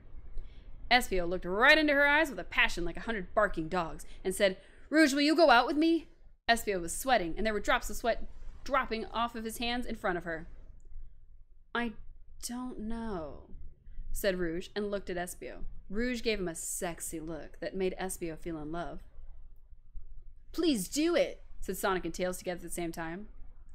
Okay, we can go on a date tonight, said Rouge. Sonic and Tails and Espio were stoked and high-fived right there. By the time this night ended, one of them would have done their first sex. Here's the hard part, said Espio. How do I put sex in her without getting in trouble? Sonic and Tails looked at each other and thought, uh-oh, and Espio walked out while holding on to Rouge's boobies because they are now boyfriend and girlfriend and it's allowed to do it. There you go, folks. If you're a boyfriend or girlfriend, you can just hold on to the boobies because that's allowed. Does your girlfriend have boobies? Hold on to them. Does your boyfriend have boobies? Grab those boobies and hold on to his boobies. You heard it here first. You heard it here first. You heard it here first. That is how you do the boyfriend girlfriend. Especially if you were in the Sonic universe. I feel like I haven't had enough alcohol for this, and I feel like I should have done several shots before reading the story. All right. Chapter 5. The final chapter. It was the end of the day at school, and it was time that Sonic and Tails and Knuckles got back on the bus at the bus stop to board it all the way home from school. We're on the bus now, said Tails. No more classes. Tails was happy, but sad, because he is smart. Sonic and Tails sat down together, and Knuckles sat right in the middle of the aisle, which he usually did not do, but sometimes did when not everyone was on the bus. It looked like Espio and Rouge were not on the bus because they were too busy getting ready to go sex tonight now that they are boyfriend and girlfriend. Knuckles laid across the aisle even more stretched out than when he just sat across 2 seats because now the limits were the Alpha and the Omega. What? How can we help Espio? Said Sonic to Tails. Tails responded, I don't know, and thought about it on the bus. The bus drove bumpy on the bumpful roads all the way home, and then they got out at the bus stop that they normally got in the bus at, just like always. Sonic ran out of the bus, and then Tails, and then Knuckles in order. Time to go home, said Tails. We are almost there. And they walked the rest of the way home. When they got home, it was dinner time, and Sonic was at a different home from Tails and Knuckles because they were all in different families, so they did not live together. And Sonic's mom made a dinner. Sonic's mom made Chinese food, and Sonic ate it. And at the end, there was a fortune cookie, and Sonic broke it open and ate the cookie part and kept the paper that was inside that held a magical fortune on it. Sonic looked at the fortune and read it to himself inside of his head.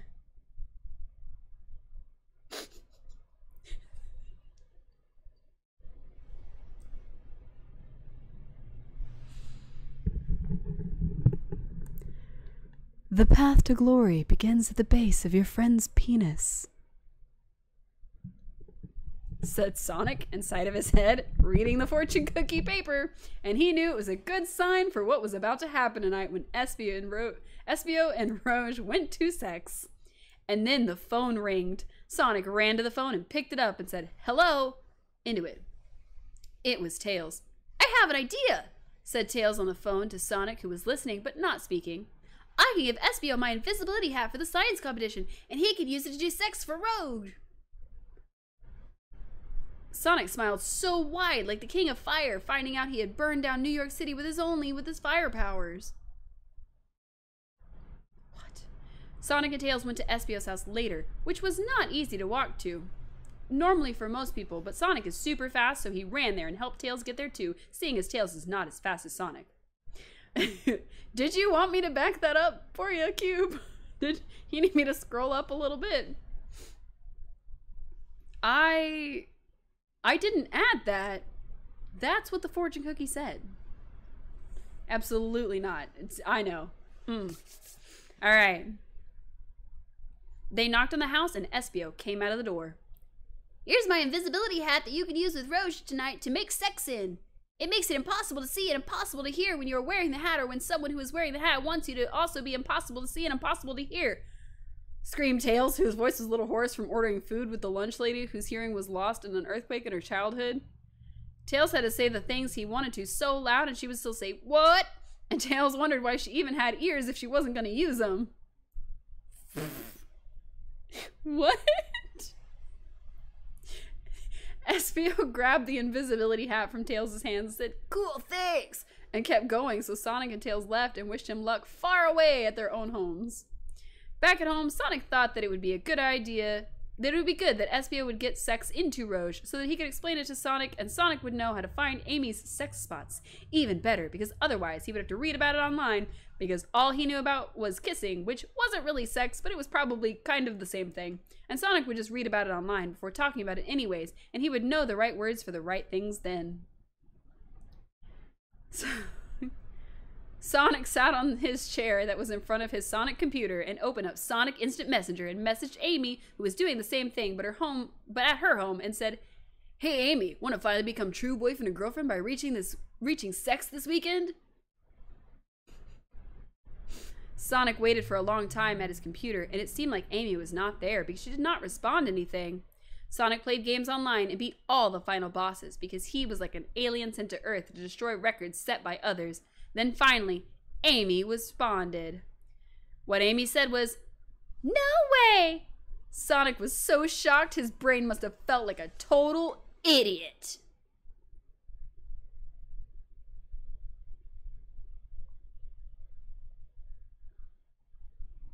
And that's it. That's the end of the story. No, sex is not basically just like kissing. Hate to disappoint you, Cube.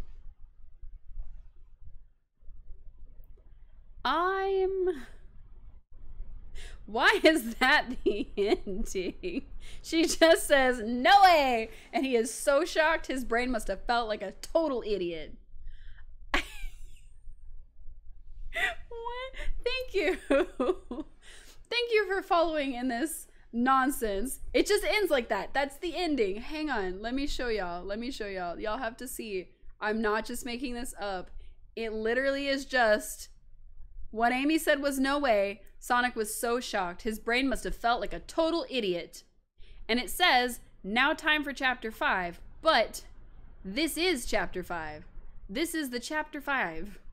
There's no other chapters. We can only go to 4 and 3. There's nothing else. That was the end.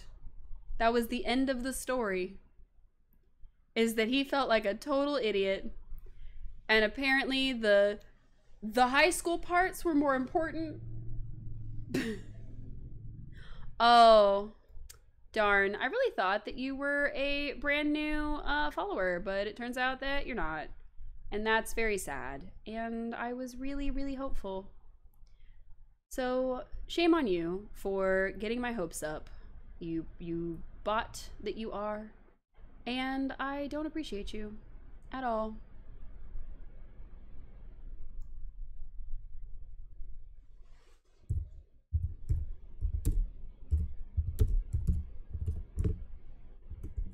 And now I have to do all this myself because, of course, blocked. Darn. This is gonna go away. Excellent. So that made me sad. Oh, thank you for deleting that. I was working on doing that. Darn, that was such a sad ending for our story that ended out of nowhere. It was so bad the bots came out. Thank you, Cube. Thank you. And now we should get back to My Immortal. We are starting on chapter 16, and we are going to just deal with that. I still don't know how to feel about this. Alcoholic monster just seems like a bad idea. I'm very glad we had the coffee first, though. That was a good idea. I will say, there's no extra caffeine in this. This is not a caffeinated beverage. It's not a Four Loko. It's just Monster flavoring, but with alcohol. All right. Where were we? Let's see. Voldemort had him bondage. Draco and Vampire used to date, but like they don't anymore. He sang her a song. That was the whole thing. Let's see. There was a poster saying that MCR would have a concert in Hogsmeade right then. We looked at each other all shocked, and then we went to get her. Chapter 16. Author's note. You know what? Stop, okay? Prove to me you're not prebz. Raven, you suck. You fucking bitch. Give me back my fudgin and switch it. You're supposed to write this. Raven, what the fuck? You bitch. You're supposed to do this. Bitchwit, thanks to Brittany 5655 for teaching me Japanese. Sorry, Japanese. Not Japanese. Japanese. Alright. We ran happily to Hogsmeade. We saw the stage where GC had played. We ran in happily. MCR was playing Helena. I was so fucking happy. Gerard looked even sexier than he did in the pictures. Even Draco thought so too. I could totally see him getting an erection, but it didn't matter, because I knew that we were the only true ones for each other. He was wearing a black leather, no, I was wearing a black leather mini dress and black leather platinum boots with red ripped fishnets. Draco was wearing a black baggy MCR t-shirt and black baggy pants. Anyway, we stated moshing to Helena. We Frenched. We ran up to the front of the band to stage dive. Suddenly, Gerard pulled off his mask. So did the others. We gasped. It wasn't them at all. It was...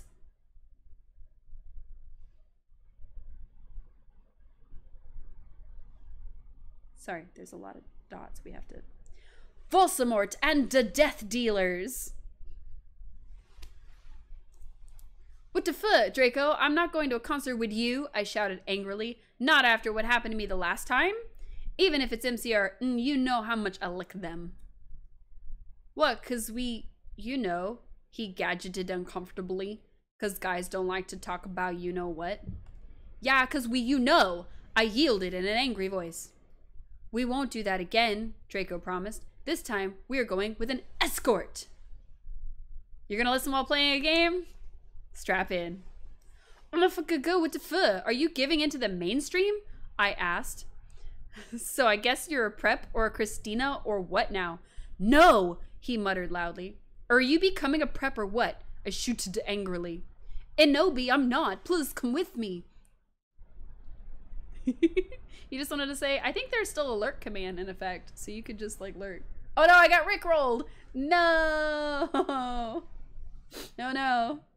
Y'all know what that means, chat. We have to do it. We have to do it. Oh no. No, no, you've done this to us.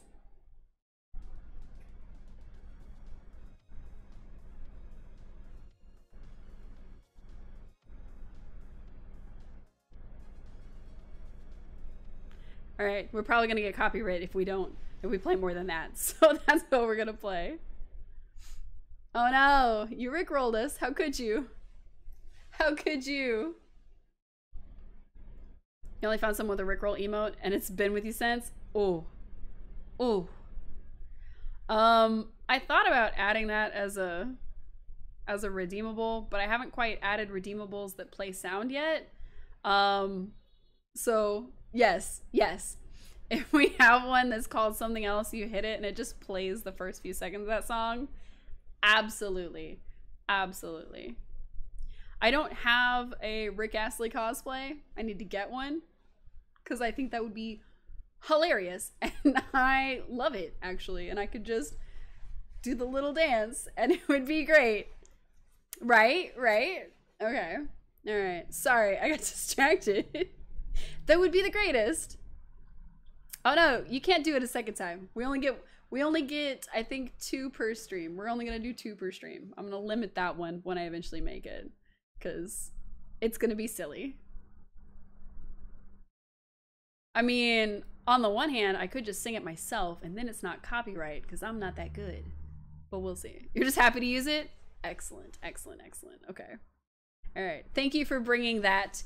It feels very like in time with all of this because I think that was when people were doing all the rickrolling, was when this was being published. So, oh man, I love it. I love it so much. It was like the 2010s or so, I think. This was like 2013 or 2012, something like that.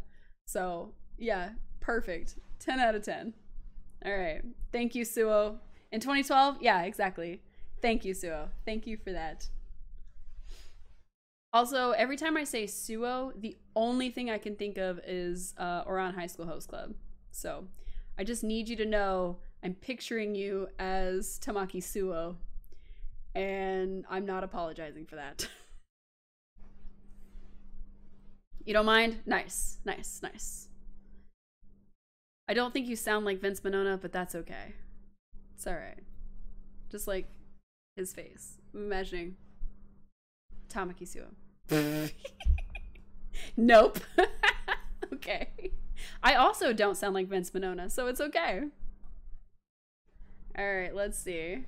All right, so they were at the concert and now they're talking about not going to the concert. So we're having some weird stuff happening in the story right now. And Obi, I'm not. Please come with me. He fell down to his knees and started singing "The World is Black" by GC to me. I was flattened. Flattened. Cause that's not even a single. He had memorized the lyrics just for me. Okay, then I guess I will have to, I said, and then we Frenched for a while, and then I went up to my room. Bloody Mary was standing there. Hajime mashite, girl, she said happily. She speaks Japanese, so do I. That means, how do you do in Japanese? But to what? Willow, that fucking poser, got expelled. She failed all her classes and she skipped math. Author's note. Raven, you fucking sucks. Fuck you. It serves that fucking bitch right. I laughed angrily. I don't know how to laugh angrily. Well, anyway, we were fallen all depressed. We watched some gothic movies like Death's Nightmare Before Christmas. Sorry, before Xmas. Xmas. Maybe Willow would die too, I said. Kawaii. Bloody Mar shook her head energetically, liturgically. Oh yeah, have a confession. After she got expelled, I murdered her, and then Lupin did it with her because he's a necrophiliac. Kawaii, I commented happily. We talked to each other in silence for the rest of the movie. What? We talked to each other in silence for the rest of the movie. Oh hey, but to what? I'm going to a concert with Draco tonight in Hogsmeade with MCR, I said. I need to wear like the hottest outfit ever. Your middle school days? Right. Bloody Mary nodded energetically. Sorry, totally, let's go shopping.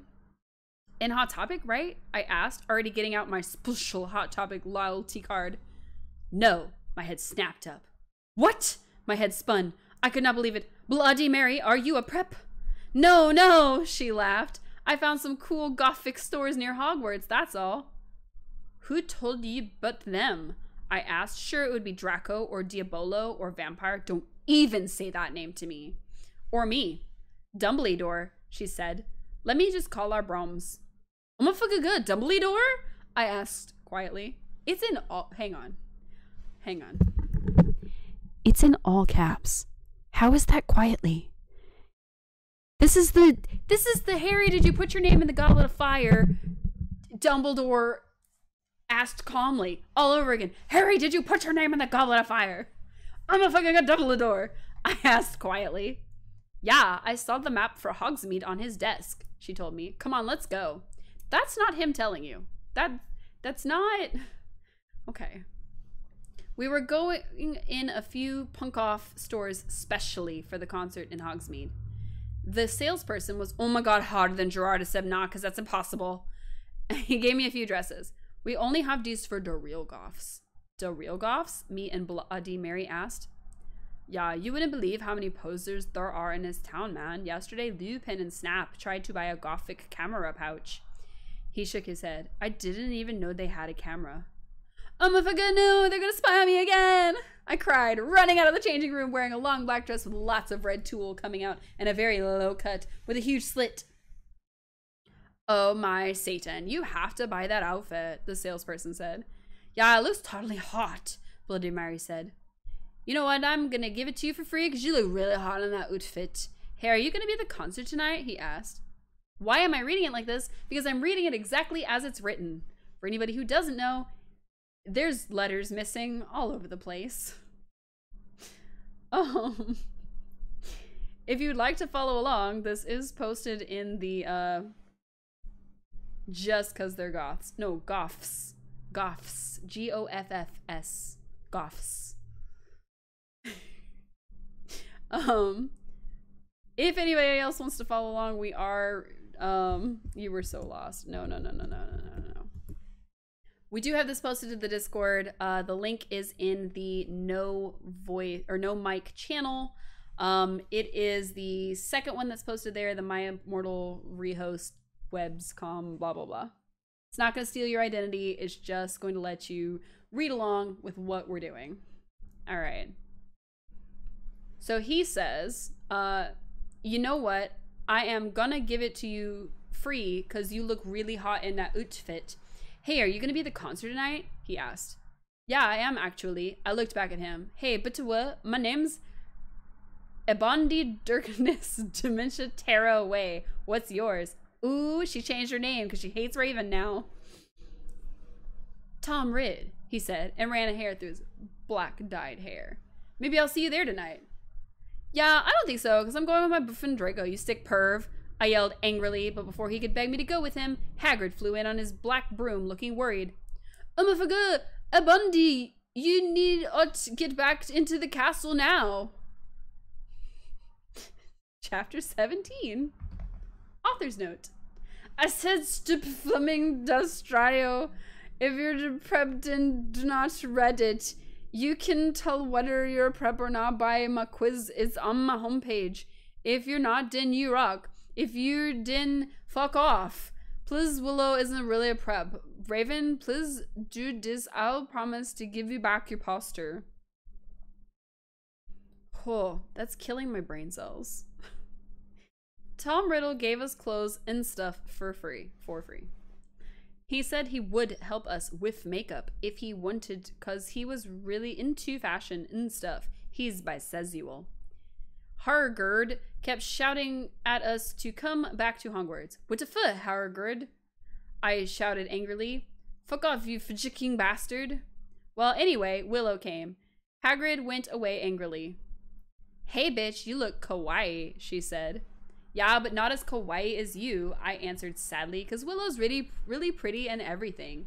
She was wearing a short black corset thingy with blood red lace on it and a black blood red mini skirt, leather fishnets, black pointy boots that showed off how pale she was. She had a really nice body with big bobs and everything. She was thin enough to be anorexic. So are you going to the concert with Draco? She asked.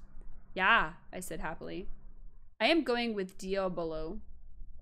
She answered happily. Well, anyway, Draco and Diabolo came. They were both looking extremely hot and sexy, and you could tell they thought we were hot too. Diablo was wearing a black t-shirt that said 666 on it. He was wearing tons of makeup, just like Marilyn Manson. Draco was wearing black leather pants, a gothic black GC t-shirt, and black Vans he got from the Warped Tour. Sorry, the Warped Tower. Bloody Mart was going to the concert with Dracola. Dracola used to be called Navel, but it turned out that he was kidnapped at birth, and his real family were vampires. They died in a car crash. Navel converted to Satanism, and he went goth. He was in Slytherin now. He was wearing a black warped t-shirt, black jeans and shoes, and black hair with red streaks in it. We call him Dracula now. Well, anyway, we all went to Draco's black Mercy-Benz, get it, cause we're gothic, that his dad Lucian gave him. We did pot, coke, and crack. Draco and I made out. We made fun of Doe's stupid fucking preps. We soon got there. I gasped. Sorry, there were dots there. I didn't pause for them. We soon got there. I gasped. All right. All right. To recap, Neville Longbottom was kidnapped at birth, just like Hermione, who's now Bloody Mary, and his name is now Dracula or Dracola, depending on how she's spelling it at the time. And he was actually supposed to be a vampire. And his parents, vampires, were killed in a car crash. This is giving you and aneurysm. Yeah, it is giving me and something. Oh. I don't know if you caught the ending of Sonic High School. We finished that one. This is the last fanfiction we have queued up. So we were debating on maybe playing some Ace Attorney after this. But I'm kind of enjoying the fanfiction reading. So if somebody could find us another fanfiction to read, that would be chef's kiss. Yes, we are hydrating. We are hydrating with water, but we are drinking this. I just need everybody to know, once again, even if you were here before, this is not a Monster energy drink. This is a 6% alcoholic beverage that tastes like Monster. And they have one for, like, 4 of the flavors. They have one for the green one for the white one that's like a peach, and then one that's something else. I don't know. It's a thing. And that's all I know. All right. All right. Where were we? Okay. Gerard was the sexiest guy Eva. He looked even sexier than he did in the pics. He had long raven black hair and piercing blue eyes. He was really skinny, and he had an amazing ethnic voice. We moshed to Helena and some other songs. Suddenly, Gerard pulled off his mask, and so did the other members. I gasped. It wasn't Gerard at all. It was an ugly, preppy man with no nose and red eyes. Everyone ran away but me and Draco. Draco and I came. Ugh. It was...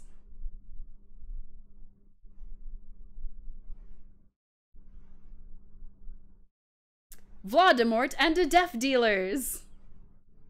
We knew this already because it just happened, but then it unhappened because, I don't know, the story is confusing. You moronic idiots! He shouted angstily. Inobi, I told you to kill vampire. Thou have failed, and now... I shall kill Drow and Draco. No, please, we begged sadly, but he took out his knife. Knife? Why doesn't he have a wand? Suddenly, a gothic old man flew, like the flu, like, I'm so sick, in on his broomstick. He had long black hair and a long black bread. He was wearing a black robe that said Avril Lavigne on the back. He shouted a spell and Voldemort ran away. It was...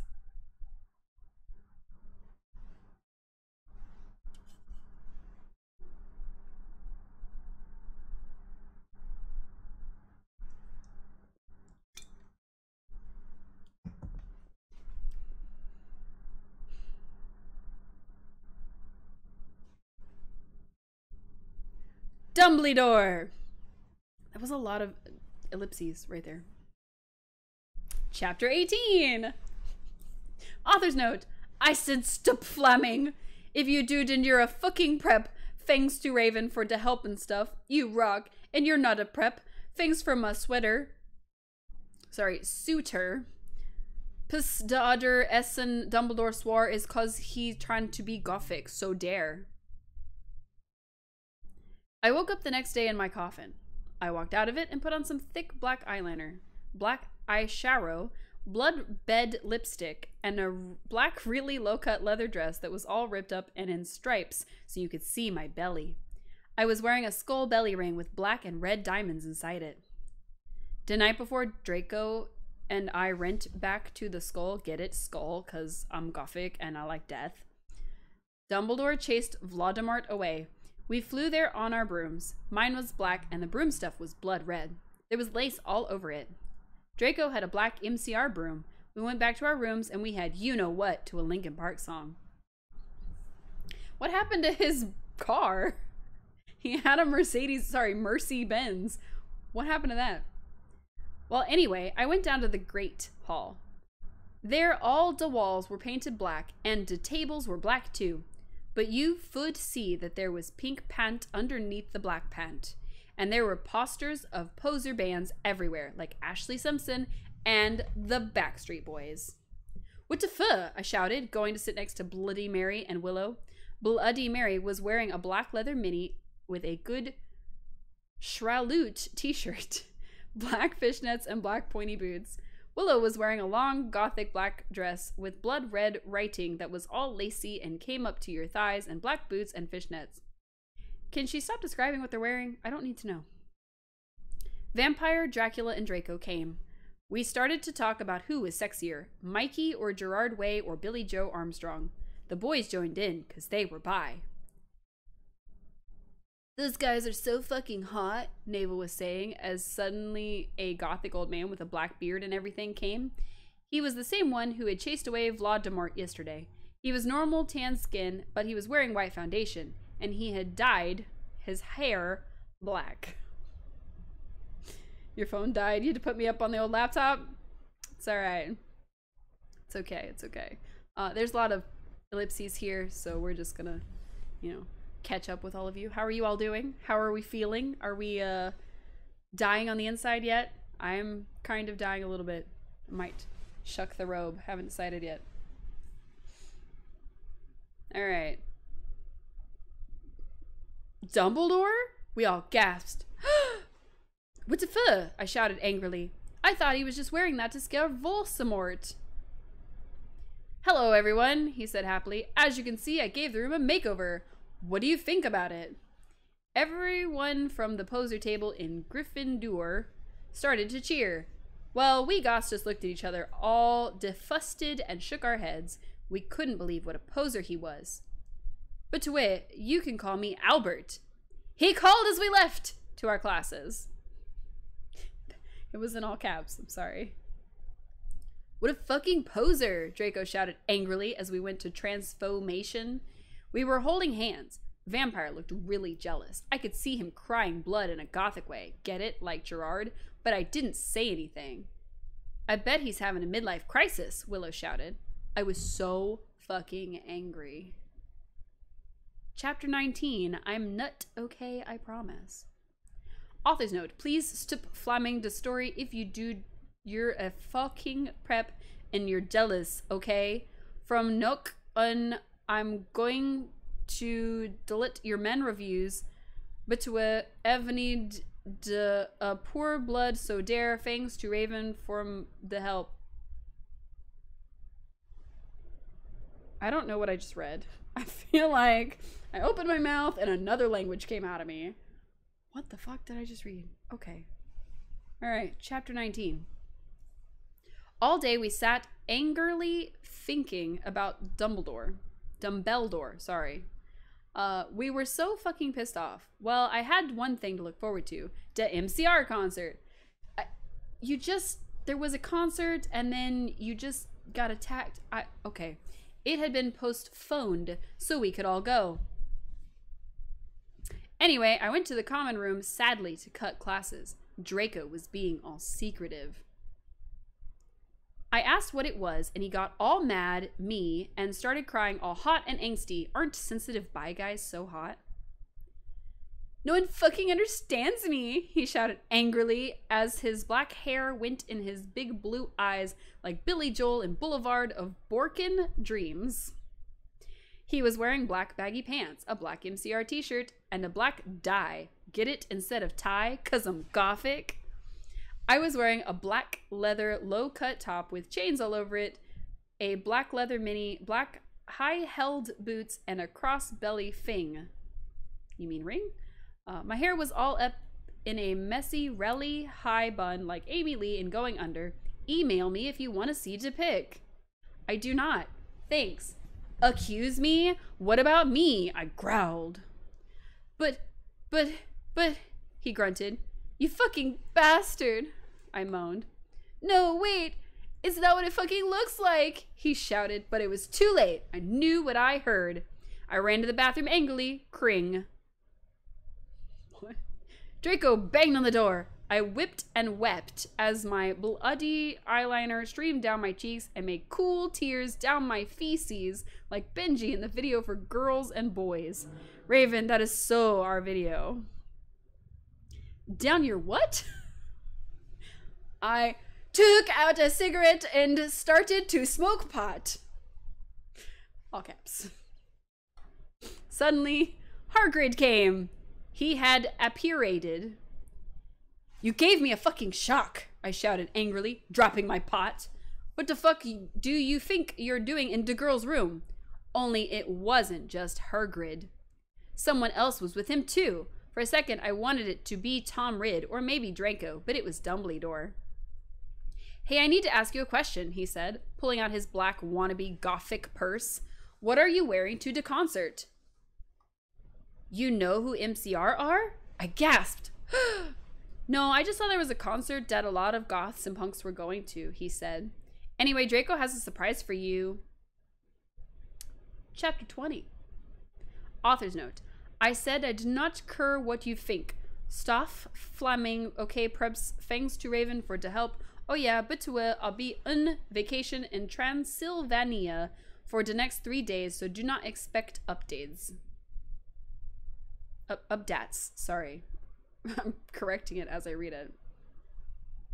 All day, I wondered what the surprise was. Meanwhile, I popped on a black leather mini, a black corset with purple lace stuff all over it, and a black gothic combat boots. See, she can spell gothic sometimes.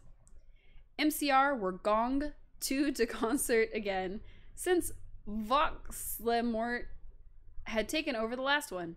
I slit my wrist while I moshed to MCR in my bedroom all night, feeling excited. Suddenly, someone knocked on the door while I was trying on some black clothes and moshing to Fang You for the Venom.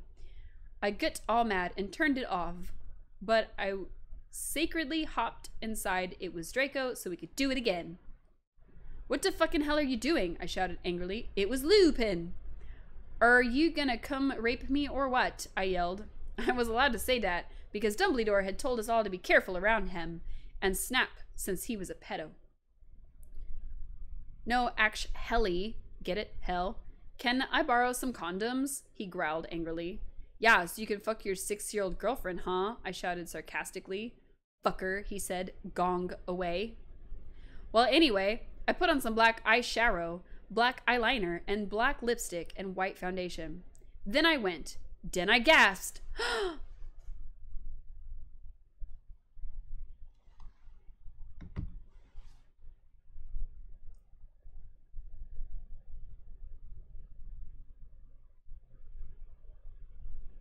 There's a lot of dots here.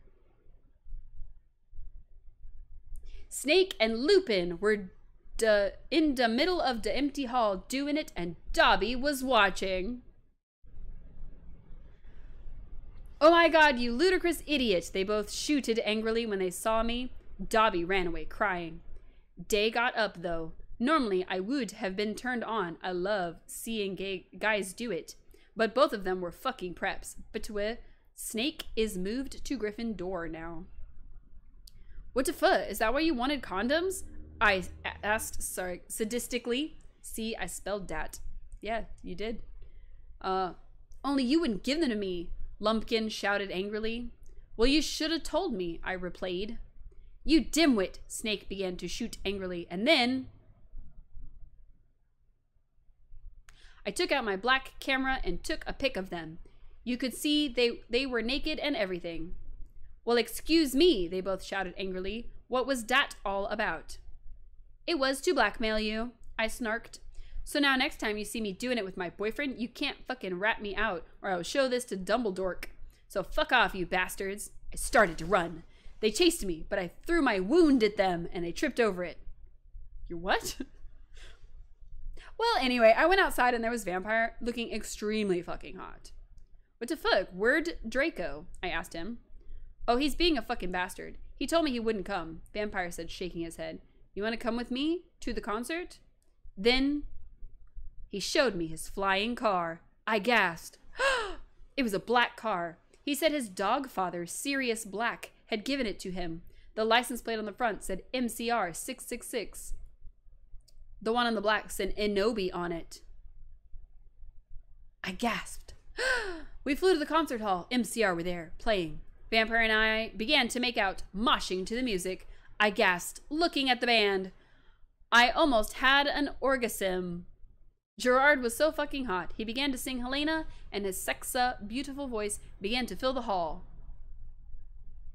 And then I heard some crying. I turned and saw Draco crying in a corner. Chapter 21. All right.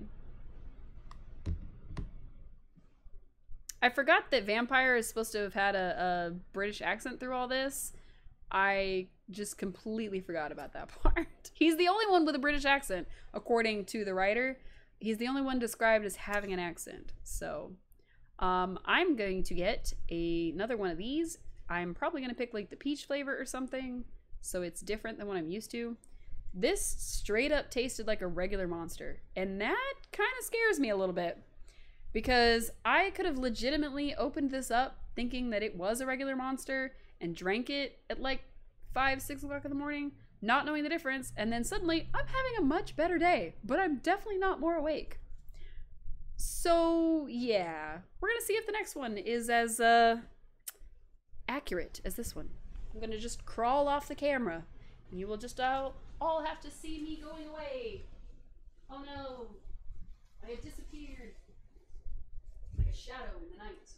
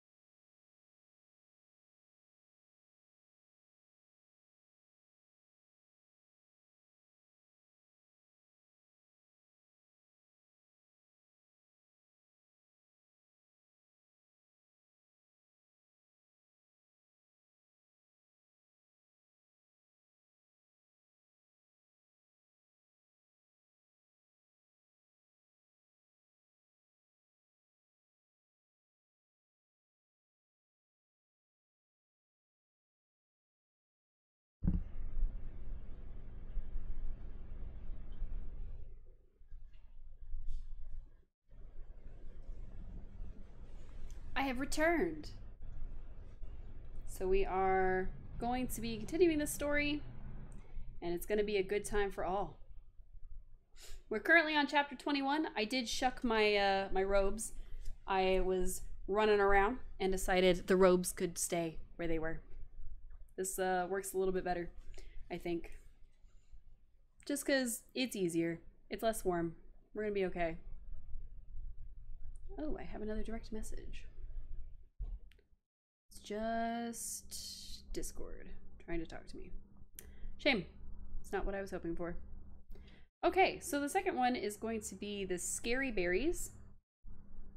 It is another 6%. It's supposed to be like a berry flavored monster, which I don't think I've ever had a berry flavored monster, but apparently it exists, so. Is anybody bored with the fan fictions? I gotta ask. Are we too much? Are we doing too much with these fan fictions? Are they just not working in our brains anymore? Because if so, we can switch over to a game, and we can actually play a game this evening. Which we haven't really gotten to a point where we're gonna be able to beat Arvin in Pokemon Scarlet, so we may have to just switch games. Because the way we're going, we would probably have to do all the gyms and stuff, so I don't know. I don't know if that would work for us. We'll see. But if there are no protests, chapter 21. Author's note.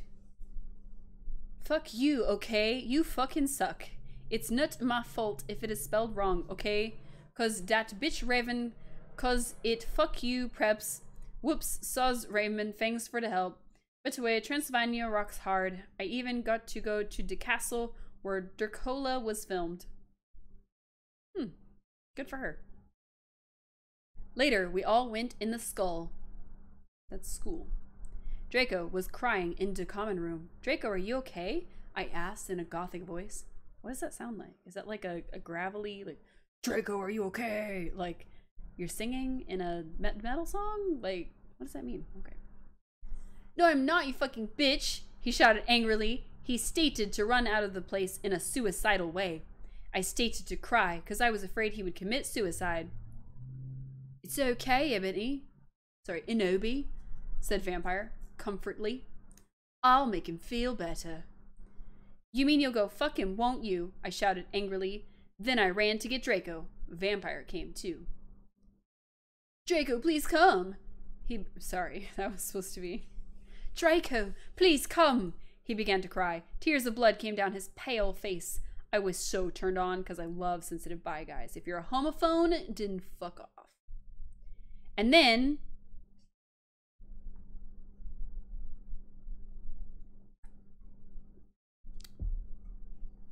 we heard some footsteps. Vampire got out his black invincibility cloak. We both got under it. We saw the janitor, Mr. Norris, there, shouting angrily with a flashlight in his hand. Who's there? He shouted angrily. We saw Filth come. He went under the invisibility cloak and started to meow loudly. Is anyone there? Yelled Mr. Norris. No, fuck you, preppy little poser son of a fucking bitch. Oh wait, that was supposed to be Vampire. My bad. No, fuck you, you preppy little poser son of a fucking bitch, Vampire said under his breast in a disgusted way. Excuse me, who said that? Yelled Mr. Norris. Then he heard Filch meow. Filth, is there anyone under the cloak? How can he see the cloak? He asked. Filth nodded, and then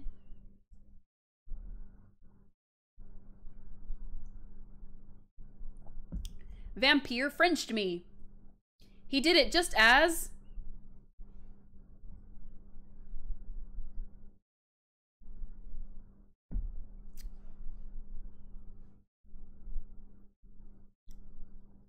Mr. Norris was taking of the cloak.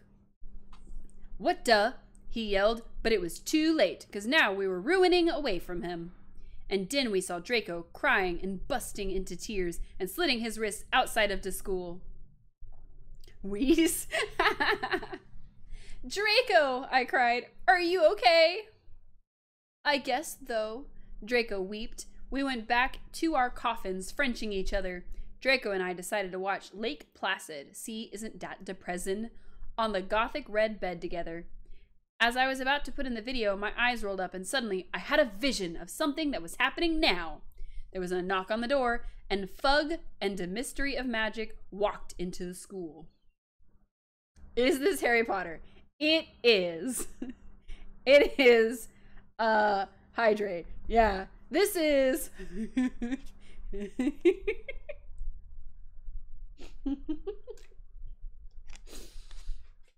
This is the greatest fanfiction ever written, called My Immortal. And this is a Scary Berries monster with alcohol. Because it's 6%. I'm not just saying that I put alcohol in it, it comes with alcohol. That's all I got. That's all I got. We shucked the robe, we shucked the scarf. Drink what I want. You know, I wish I had something stronger. I'm not gonna lie. This is not strong enough for this story. It wasn't even strong enough for the Sonic story, but like, ooh, man, all right. Literally me, like, oh, run. Dun, dun, dun, dun. No, just kidding. All right, where were we? Okay, there was a knock on the door and Fug, F-U-G, and the Mystery of Magic walked into the school. Chapter 22. Author's note. Shut the fuck up. Prebz stip Fleming, okay? If you do not lick it fuck off, I know it's Mr. Norris. It's Raven's fault, okay? You suck. No, just kidding, Raven. You're fucking rocks. Prebz suck.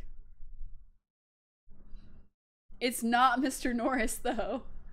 It's Mr. Filch. And it's Mrs. Norris, the cat. Okay. All day, everyone talked about the misery of magic. Well, anyway, I woke up the next day. I was in my coffin, so I opened the door. I was wearing black lacy leather pajamas. Then I gasped. Standing in front of me, where...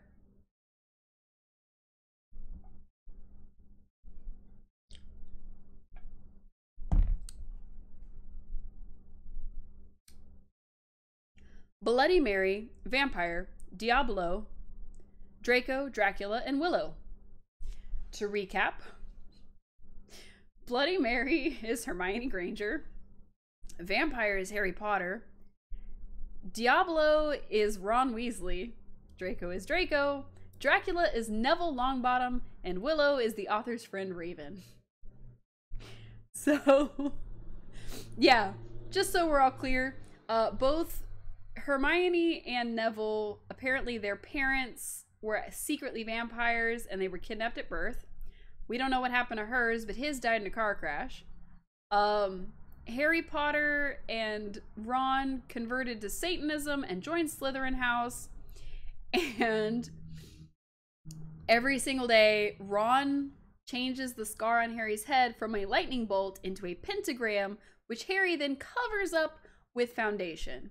Harry is the only person, sorry, Vampire is the only person in this fanfiction that is described as having an accent, so he is the only British person in all of Hogwarts. Are we all following along? We are 22 chapters into this. You gotta keep up. You gotta keep up. All right. All right, so she opens her coffin. She is in black lacy leather pajamas, which, standing in front of her, all these people, I opened my crimson eyes. So how did you know they were all standing there if you hadn't opened your eyes yet? Willow was wearing a tight black leather top with pictures of bloody roses all over it. Under that, she was wearing a black poofy skirt with lace on it and black gothic boots that was attached to the top. All right. Vampire was wearing a baggy Simple Plan t-shirt and black baggy pants and Vans. Draco was wearing a black MCR t-shirt and black jeans and a leather jacket. He looked just like Gerard Way and almost as fucking sexy. Vampire looked like Joel Madden. Bloody Mary was wearing a tight black poofy gothic dress that she had ripped so it showed off all of her cleavage with a white apron that said bitch and other swear words and MCR lyrics on it, kind of like one dress I had seen Amy Lee wear once. Darkness, who is Jenny, which, by the way, not spelled right. It's not G-I-N-N-Y, it's J-E-N-N-Y, was there too. She was weaving a ripped gothic black dress that was ripped with ripped stuff all over it and a lace-up top thing with pointy boots. So were Crab and Goyle. It turns out that Darkness, Diablo, Crab, and Goyle's dad was a vampire.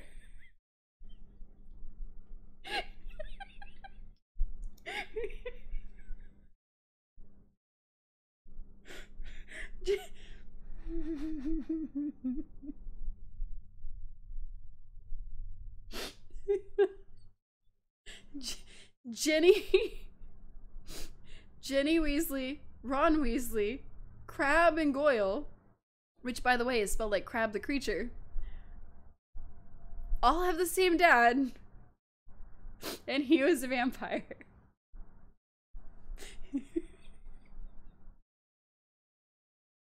Okay. He committed suicide by slitting his wrists with a razor. He had... he had raped them and stuff before too. They all got so depressed that they became gothic and converted to Satanism. What the fuck? Bro, what the fuck? Just just tossing in casual child abuse. Oh, I need some trigger warnings on this thing. Like, I know that wasn't a thing back in 2012, but like, oh, I need them. Oh.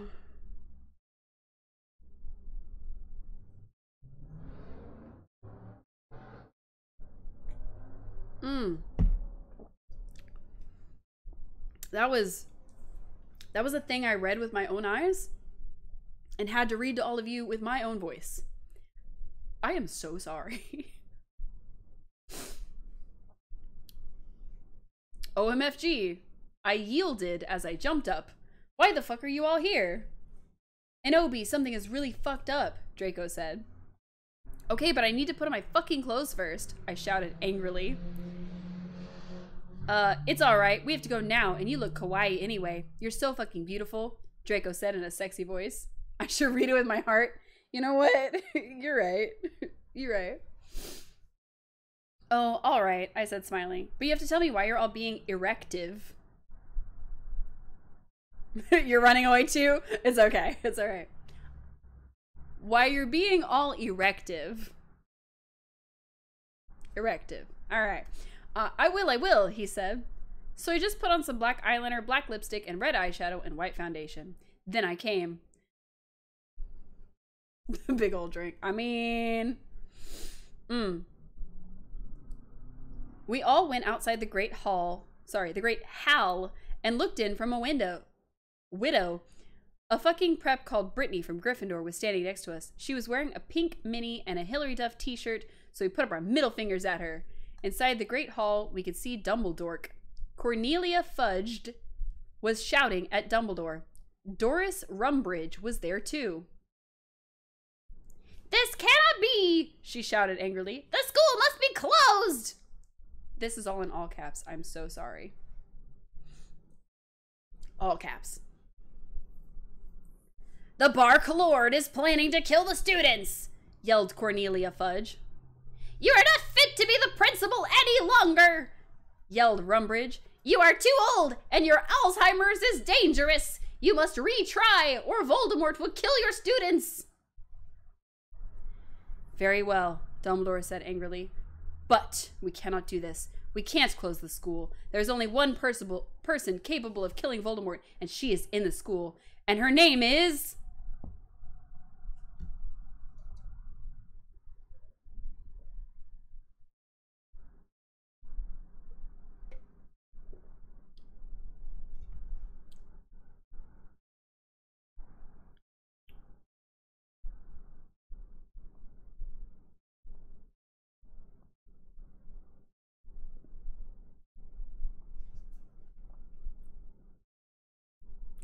Inoni, Darkness, Dementia, Raven, Way.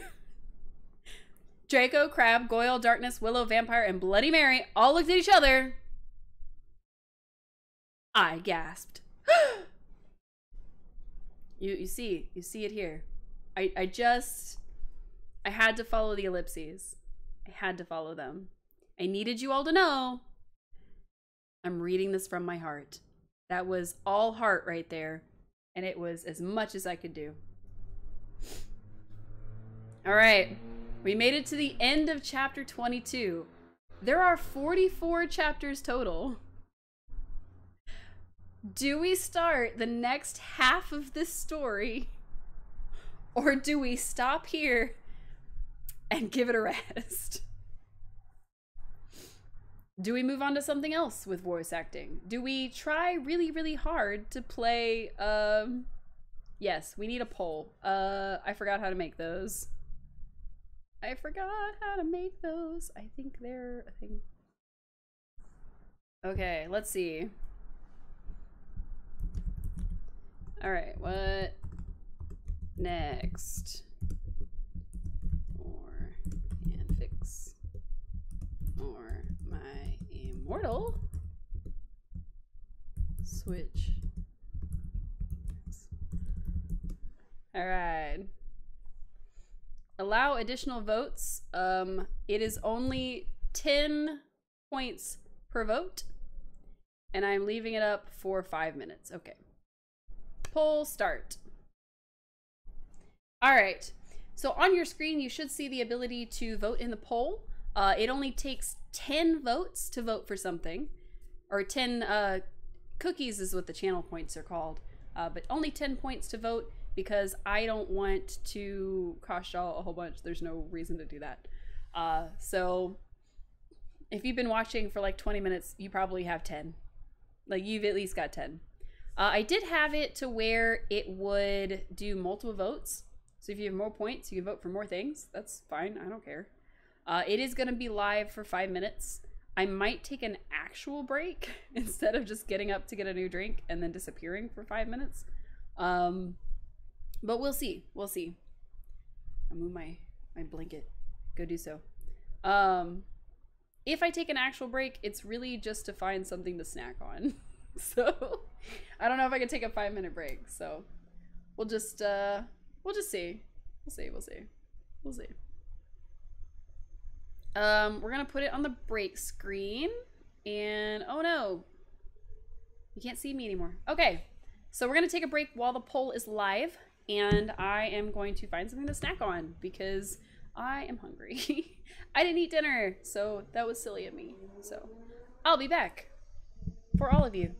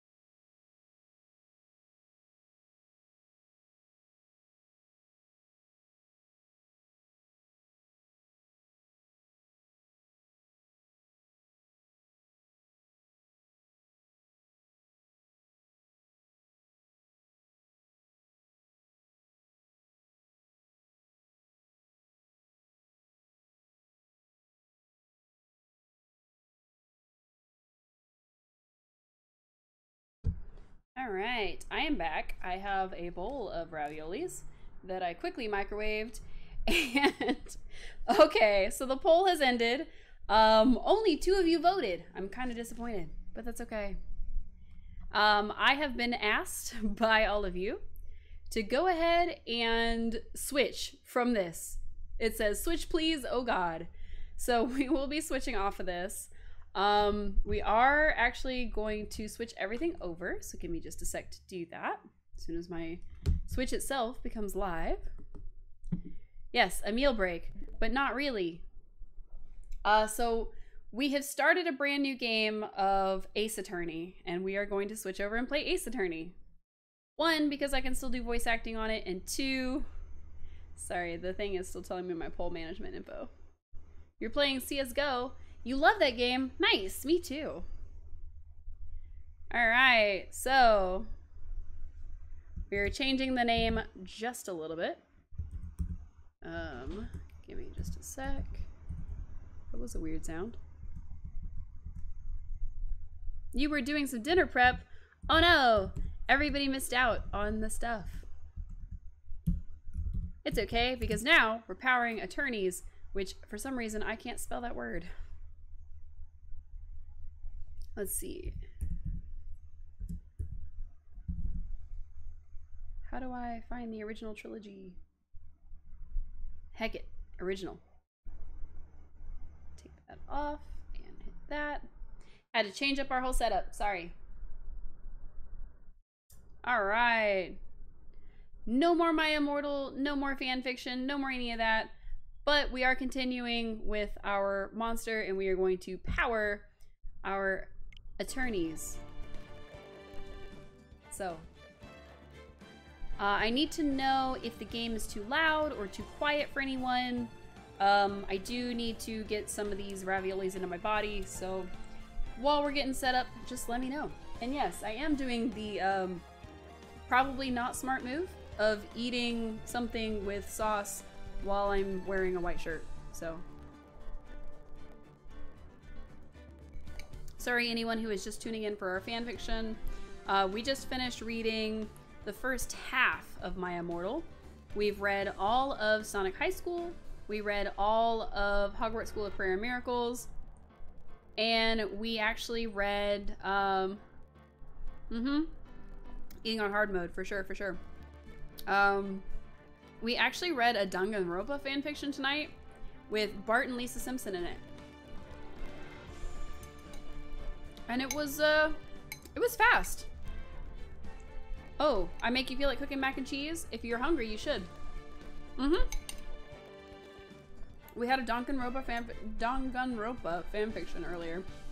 And the mastermind was Celestia Ludenberg. So that was fun.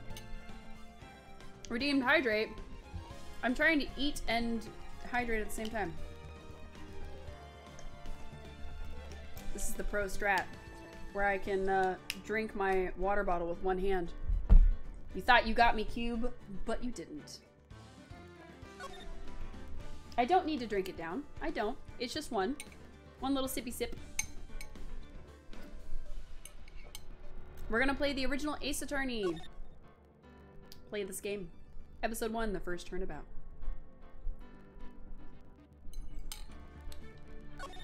I'm gonna eat during the beginning, but as soon as I'm done, we'll be good. I promise not to drink the soup that it comes with. Oh, drink it down? I'm not drinking the food down.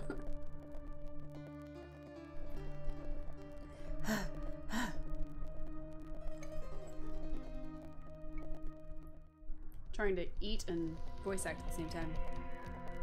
Damn it, why me? I can't get caught, not like this.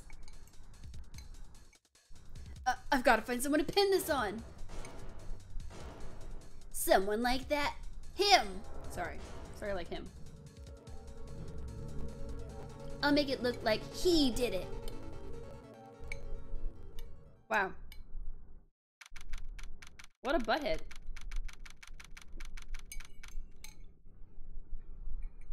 All right. Boy, am I nervous. Me too. Eating on camera makes me nervous. Right. Oh, sorry, this is Mia. Oh, hiya, Chief. Phew, I'm glad I made it on time. Well, I have to say, Phoenix, I'm impressed. Not everyone takes on a murder trial right off the bat like this. It says a lot about you, and your client as well. I'm trying to do my best to eat and talk at the same time. Thanks. Actually, it's because I owe him a favor. A favor? You mean you knew the defendant before this case? Yes. Actually, I kind of owe my current job to him. I don't think that's true. I've seen your story, sir. Sorry, we're not supposed to know that. He's one of the reasons I became an attorney. Well, that's news to me. I want to help him out. Oh, sorry. I want to help him out any way I can. I just really want to help him. I owe him that much. You ever crush on your client, sir? Is that where we're going with this? It's over. My life, everything is all over. Is that your client screaming over there? Yeah, it's him. Death, despair, oh. I'm gonna do it. I'm gonna die. It sounds like he wants to die. Yeah. Nick! Hey there, Larry. Dude, I'm so guilty. Tell them I'm guilty. Give me the death sentence. I ain't afraid to die. What? What's wrong, Larry? No, it's all over. I'm finished. Finished. I can't live in a world without her. I can't. Who took her away from me, Nick? Who did this? Oh, Nick, you gotta tell me. Who took my baby away? The person responsible for your girlfriend's death? The newspapers say it was you. Alright, you're accused of murder, buddy, and you are freaking out. Same though. I think I would freak out if I was accused of murder. I'm trying to keep my eating noises quiet. My name is Phoenix Wright. Oops, here's the story. My first case is a fairly simple one. A young woman was killed in her apartment. The guy they arrested was the unlucky sap dating her. Larry Butts. My best friend since grade school. I mean, that's a good reason to defend him, you know? He's your best friend. If you know the guy, you know he's not a murderer, like, yeah, I can see why you want to defend him.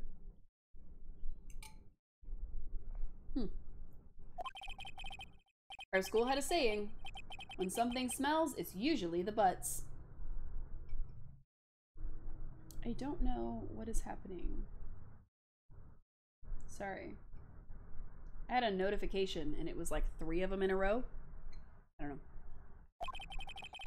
In the 23 years I've known him, it's usually been true. We're just gonna give Phoenix my regular talking voice because it's much easier. He has a knack for getting himself in trouble.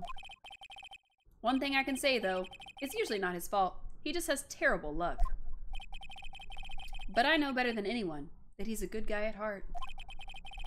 That, and I owe him one, which is why I took the case, to clear his name. And that's just what I'm going to do. Great. Great. Well, we know it wasn't him. We saw it. We saw it happen. All right. We're in the courtroom. And of course, our opponent is a pun. Court is now in session for the trial of Mr. Larry Butts. The prosecutor is ready, Your Honor. The, defense is ready, Your Honor. Mr. Wright, this is your first trial, is it not? Yes, Your Honor. I'm a little nervous. Your conduct during this trial will decide the fate of your client. Murder is a serious charge. For your client's sake, I hope you can control your nerves. Thank you, Your Honor. Mr. Wright, given the circumstances, I think we should have a test to ascertain your readiness. Yes, Your Honor. Gulp. Hands shaking. Eyesight fading. The test will consist of a few simple questions. Answer them clearly and concisely. Tutorial trials, where we're going. Let's go. Yep. Please state the name of the defendant in this case. Sorry, I couldn't resist.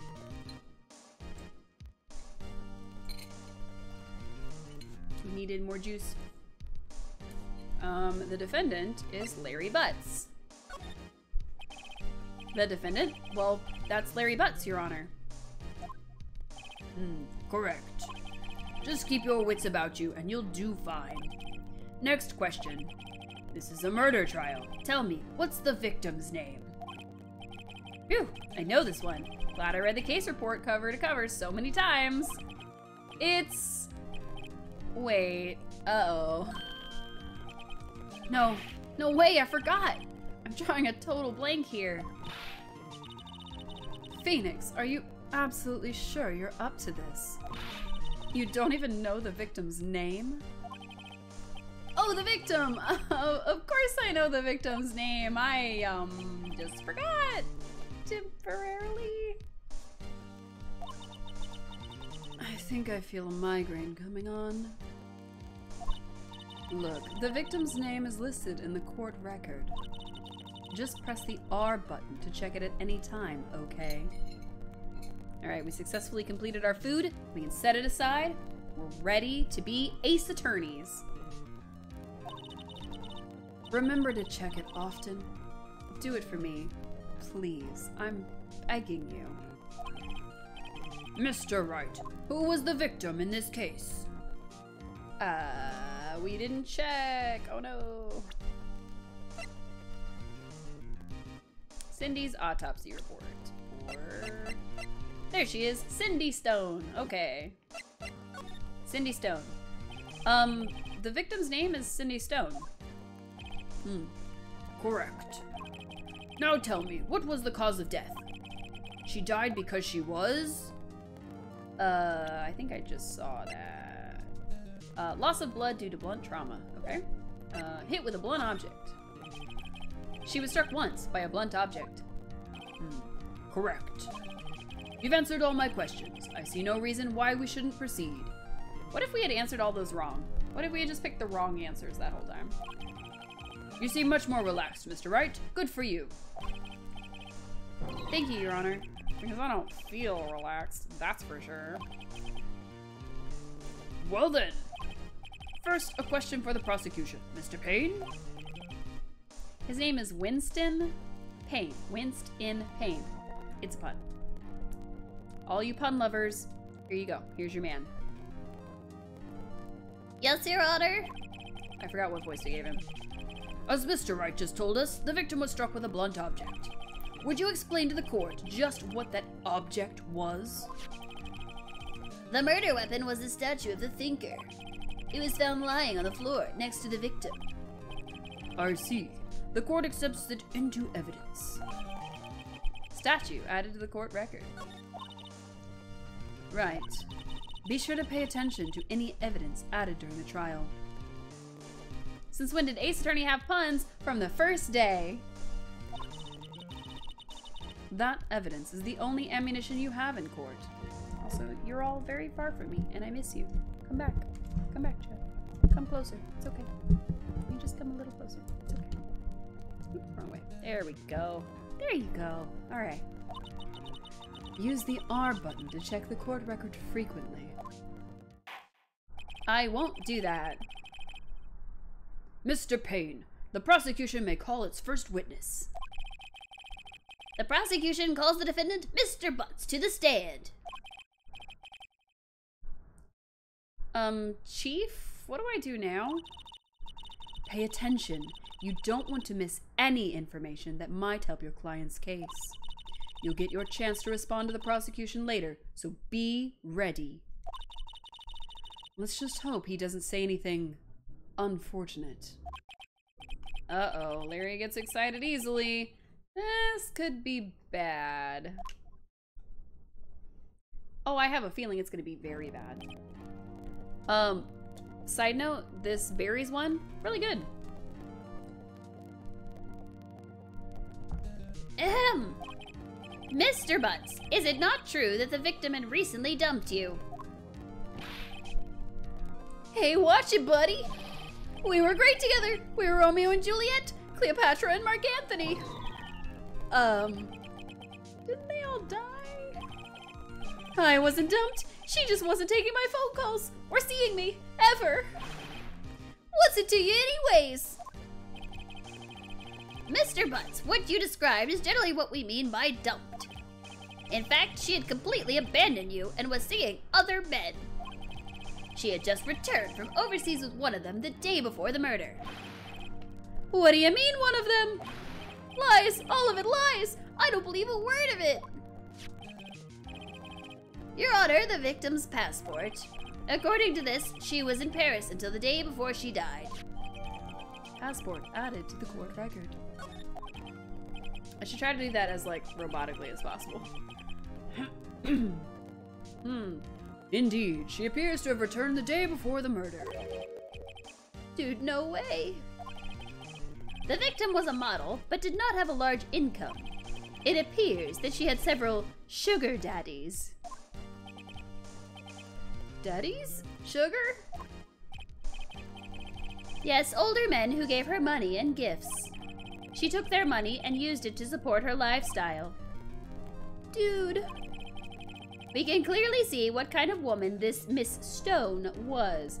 Hey, what are you being judgy for? Tell me, Mr. Butts, what do you think of her now? Larry was such a Larry. You know? Right. I don't think you want him to answer that question. Yeah, Larry has a way of running his mouth in all the wrong directions. Should I? Stop him from answering. Do not. Do not. My client had no idea the victim was seeing other men. That question is irrelevant to this case. Oof, wince. Dude, Nick, what do you mean irrelevant? That cheating she-dog. I'm gonna die. I'm just gonna drop dead. Yeah, when I meet her in the afterlife, I'm gonna get to the bottom of this. Wow. Wow, wow, wow. Let's continue with the trial, shall we?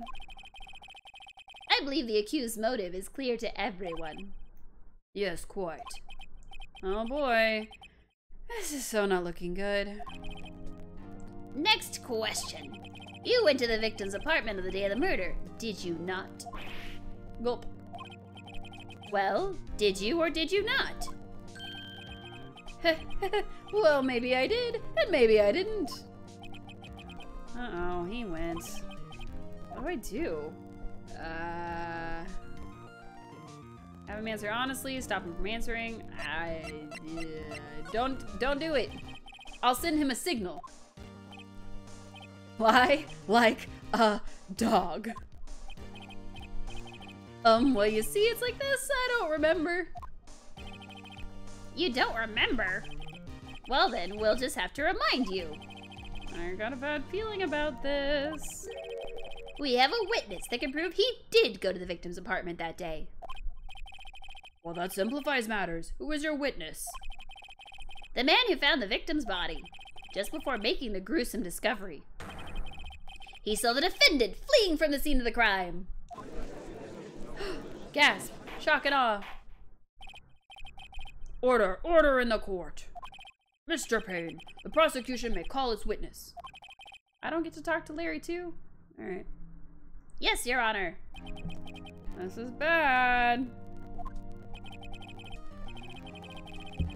On the day of the murder, my witness was selling newspapers at the victim's building. Sorry, I'm trying to readjust everything still. Please bring Mr. Frank Saw It to witness stand.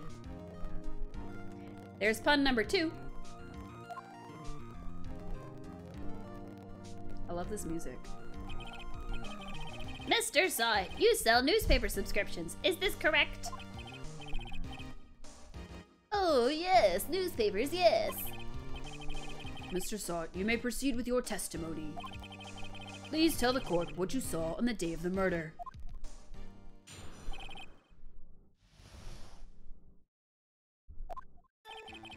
Now for my favorite song. I was going door to door selling subscriptions when I saw a man fleeing an apartment. I thought he must be in a hurry because he left the door half open behind him. Thinking it strange, I looked inside the apartment. Then I saw her lying there, a woman, not moving, dead. I quailed in fright and found myself unable to go inside. I thought to call the police immediately. However, the phone in her apartment wasn't working. I went to a nearby park and found a public phone. I remember the time exactly. It was 1 p.m. The man who ran was, without a doubt, the defendant sitting right over there. I already forgot his voice too. Mary, why didn't you tell the truth? We did say to defend him. I can't defend you against a testimony like that. Incidentally, why wasn't the phone in the victim's apartment working? Your Honor, at the time of the murder, there was a blackout in the building. Aren't phones supposed to work during a blackout? Yes, Your Honor. However, some cordless phones do not function normally. The phone that Mr. Saw It used was one of those. Your Honor, I have a record of the blackout for your perusal. From noon to 6 on the day of the crime. Blackout record added to the court record. No, Mr. Wright. Yes, Your Honor?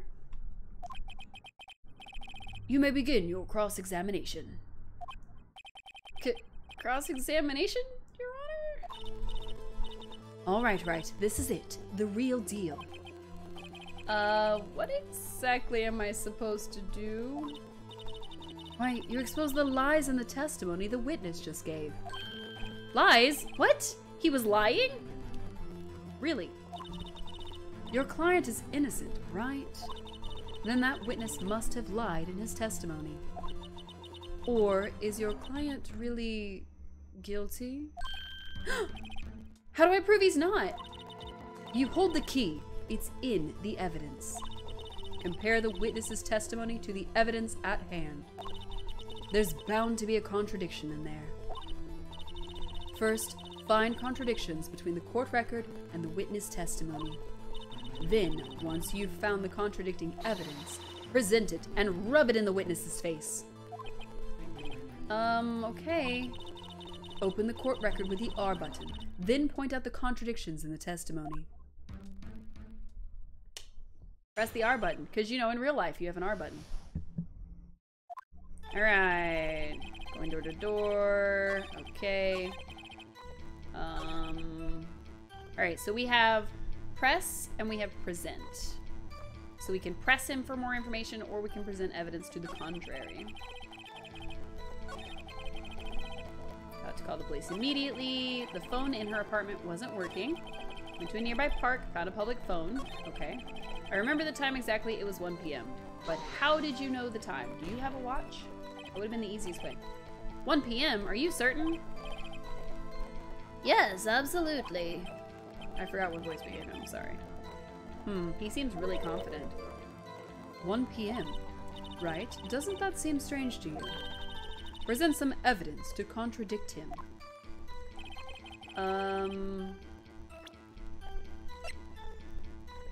Oh, time of death was between 4 and 5, so that would definitely contradict it. Press X to present. Objection!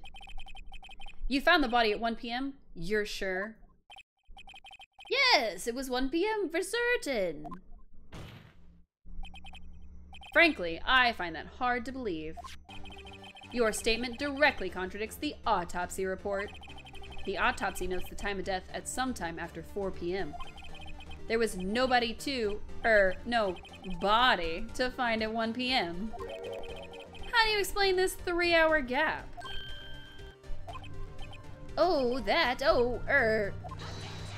Objection! This is trivial. The witness merely forgot the time. See, I was right when I gave him that voice. After his testimony, I find that hard to believe. Mr. Sawit, why were you so certain that you found the body at 1 p.m.? Gee, that's a really good question.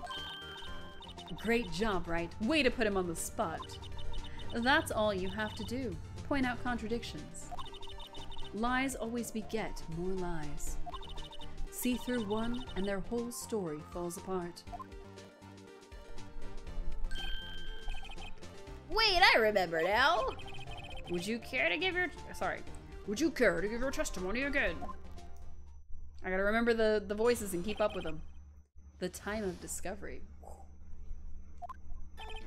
You see, when I found the body, I heard the time. There was a voice saying the time. It was probably coming from the television. Oh, but it was 3 hours off, wasn't it? I guess the victim must have been watching a video of a taped program. That's why I thought it was 1 p.m. Terribly sorry about the misunderstanding. His voice is just gonna change every time. Y'all just, please forgive me. I see. You heard a voice saying at the time on a taped program. But the power was out. Lies. Lies, lies, lies. Mr. Wright, you may continue. You may cross-examine the witness. Right. You know what to do. I've got this one. I got this one. Lies, lies, lies. Couldn't have seen anything on the television. Couldn't have heard nothing from the television. I heard the time. There was a voice in the time. It was probably coming from the television. Except there was a blackout. Hold it right there. The prosecution has said that there was a blackout at the time of the discovery. And this record proves it. You couldn't have heard a television or a video. Gah! The defense has a point. Oh, we didn't get it right. The defense has a point. Do you have an explanation for this, Mr. Sawit? No, I find it quite puzzling myself, quite. Ah! Wait, I remember now. Mr. Sawit, the court would prefer to hear an accurate testimony from the very beginning. These constant corrections are harming your credibility. That and you seem rather distraught. Ah! Well, my apologies, Your Honor. It must have been the shock of finding the body. Very well, Mr. Sawit. Let's hear your testimony once more, please. I was trying to give him like a Weasley voice without being too car salesman-y, but like hearing the time. Actually, I didn't hear the time, I saw it. There was a table clock in the apartment, wasn't there? Yeah, the murder weapon. The killer used it to hit the victim. That must have been what I saw. It was a statue, bro. You saw a clock? I guess that would explain it. But there was a blackout. Okay.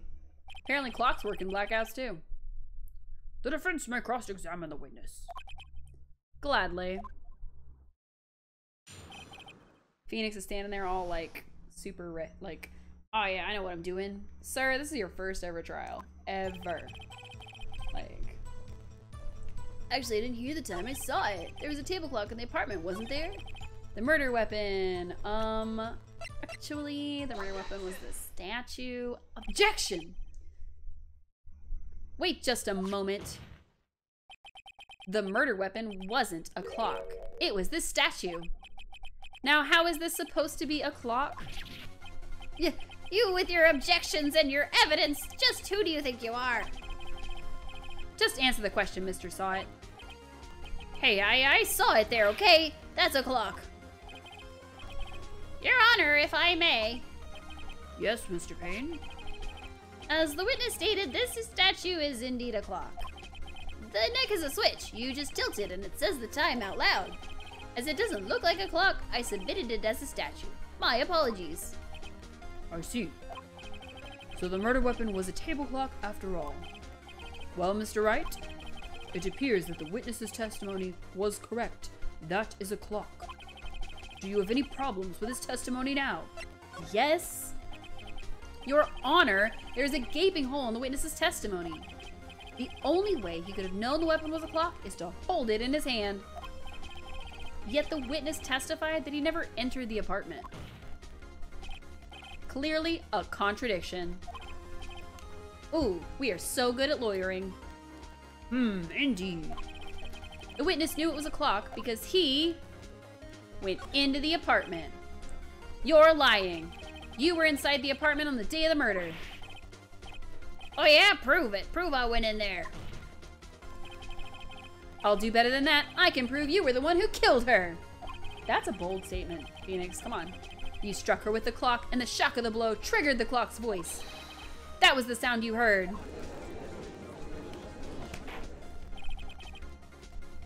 Order in the court. Intriguing. Please continue, Mr. Wright. He's just living for the drama. He's like, yeah, tell us more, tell us more. Yes, Your Honor. Mr. Saw It. The sound must have left quite an impression on you. Understandable, since the murder weapon spoke just as you hit the victim. That voice was burned into your mind. That's why you were so certain about the time. Objection! Well, what's the meaning of this? This is all baseless conjecture. Baseless? Just look at the witness's face.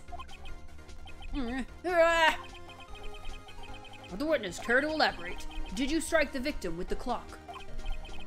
That day I never. Look, the clock, I heard, no, I mean I saw, Ah! That was hard. Shut up, I hate you. It was him, I tell you. I saw him. He killed her, and he should burn. Burn, give him death. Oh, that hurt. Order in the court, I say. Your Honor, a moment, please. There isn't a shred of evidence supporting the defense's claims. Mr. Wright, Your Honor? you claim the sound the witness heard came from the clock. Do you have any evidence? The whole case is riding on this. I'd better think it through carefully. Your Honor, the sound Mr. Saw It heard was definitely this clock. A fact which is clear if you simply, try sounding the clock. Let's sound the clock now here in this court. Your Honor, may I have the clock? Put my gloves on real quick. I ask the court to listen very carefully. Beep. I think it's 8:25. That's certainly a strange... that certainly is a strange way to announce the time. Well, he is the thinker, after all. So, we've heard the clock. What are your conclusions, Mr. Wright? Mr. Payne, can you tell me what time it is now? It's 11:25. Ah! As you can see, this clock is exactly 3 hours slow. Precisely the discrepancy between what Mr. Saw It heard and the actual time of death. Pro lawyering in here. So, Mr. Saw It. Sorry, I'm adjusting it a little bit. Try to talk your way out of this one. Ha! Ha ha! You forgot one thing. Uh-oh. What's he talking about? While it may seem like that clock is running 3 hours slow, it proves nothing. How do you know it was running 3 hours slow on the day of the murder? If you can't prove that, you don't have a case. He's right. How am I going to prove that? Damn it, I was so close. Mr. Wright, it seems you lack the critical evidence to support your claim. Yes, Your Honor. This means I cannot let you indict the witness. Unfortunately, this ends the cross-examination of Mr. Frank Saw It. I come all the way down here to testify, and look what happens. You treat me like a criminal. You lawyers are all slime. I almost had him. Sorry, Larry. I failed you. There's nothing I can do about it now.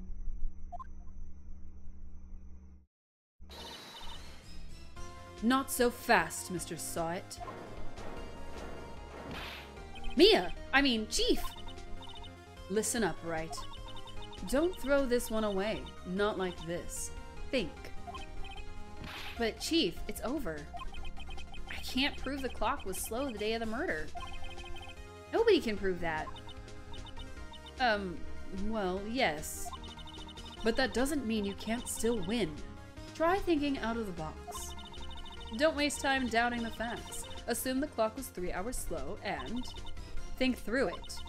Ask yourself, why was the clock 3 hours slow? Figure out the reason and you'll have your proof. Right? Can you think of a reason as to why the clock would be 3 hours slow? I'm thinking we have to go with yes. Wait! Maybe I can't prove it. You must have evidence somewhere that can prove it, right? Find it and let them have it. Well, Mr. Wright, you say the clock was already running slow on the day of the murder. Have you found evidence to support this claim? Of course. There is a piece of evidence in the court record that can prove my claim beyond a doubt. Ha, tough words. Let's see you pull this one off. Let's see this evidence that proves why the clock was running slow.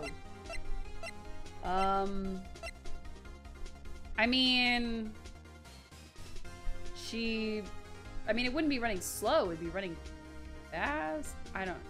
Time conversion is hard. We're gonna pick this one.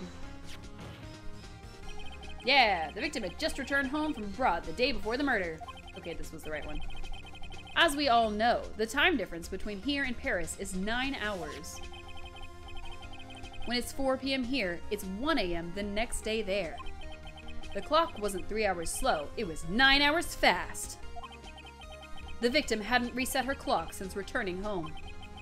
That's why the time you heard when you struck her dead in her apartment was wrong. Proof enough for you, Mr. Saw It? Or should I say, Mr. Did It? How's that for a pun?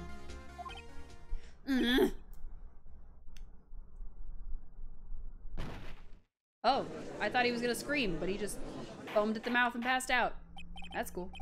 Oh, order, I say. Well, this case has certainly turned out differently than we all expected. Mr. Payne, your witness. He was arrested and has been taken away, Your Honor. Very well. Mr. Wright? Yes, Your Honor? I have to say I'm impressed. I don't think I've ever seen someone complete a defense so quickly. And find the true culprit at the same time. Thank you, Your Honor. At this point, this is only a formality. But this court finds the defendant, Mr. Larry Butts, not guilty. Woo! Yay! We're not guilty, chat. Woohoo! And with that, this court is adjourned. Woo! It turns out that Frank Saw It was a common burglar. He posed as a newspaper salesman to check and see when people were out of the house. That day,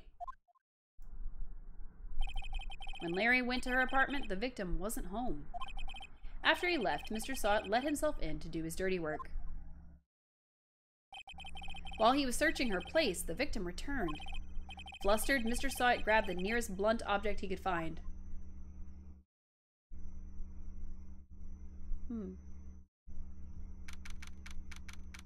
Struck her dead.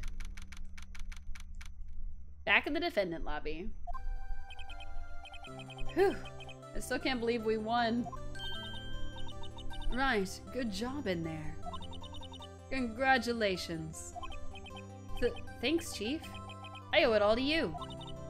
Not at all, not at all. You fought your own battles in there. It's been a while since I've seen a trial end on such a satisfying note.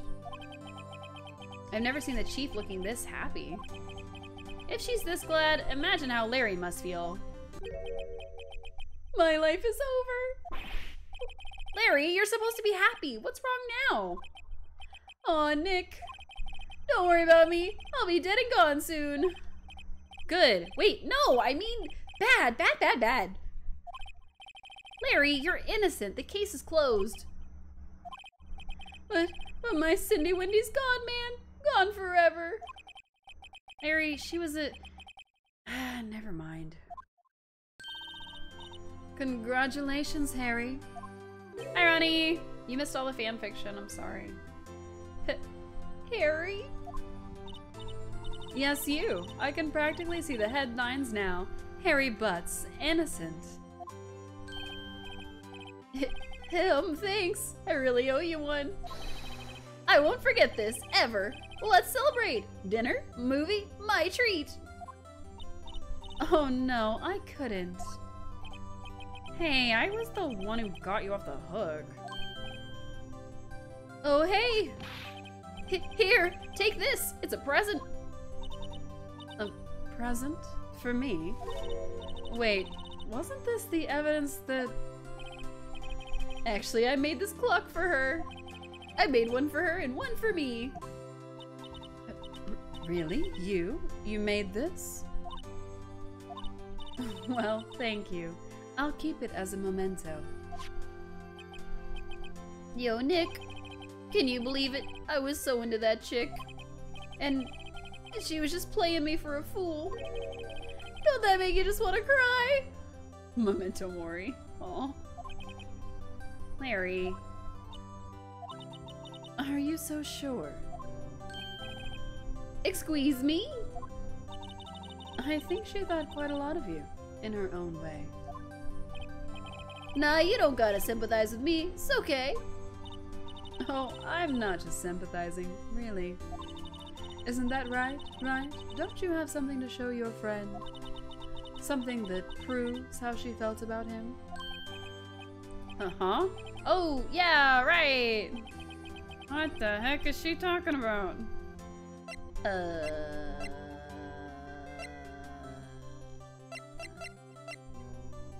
The thinker? Take that! Check this out, Larry. Proof positive you weren't just some chump to her. Huh? What about that clock?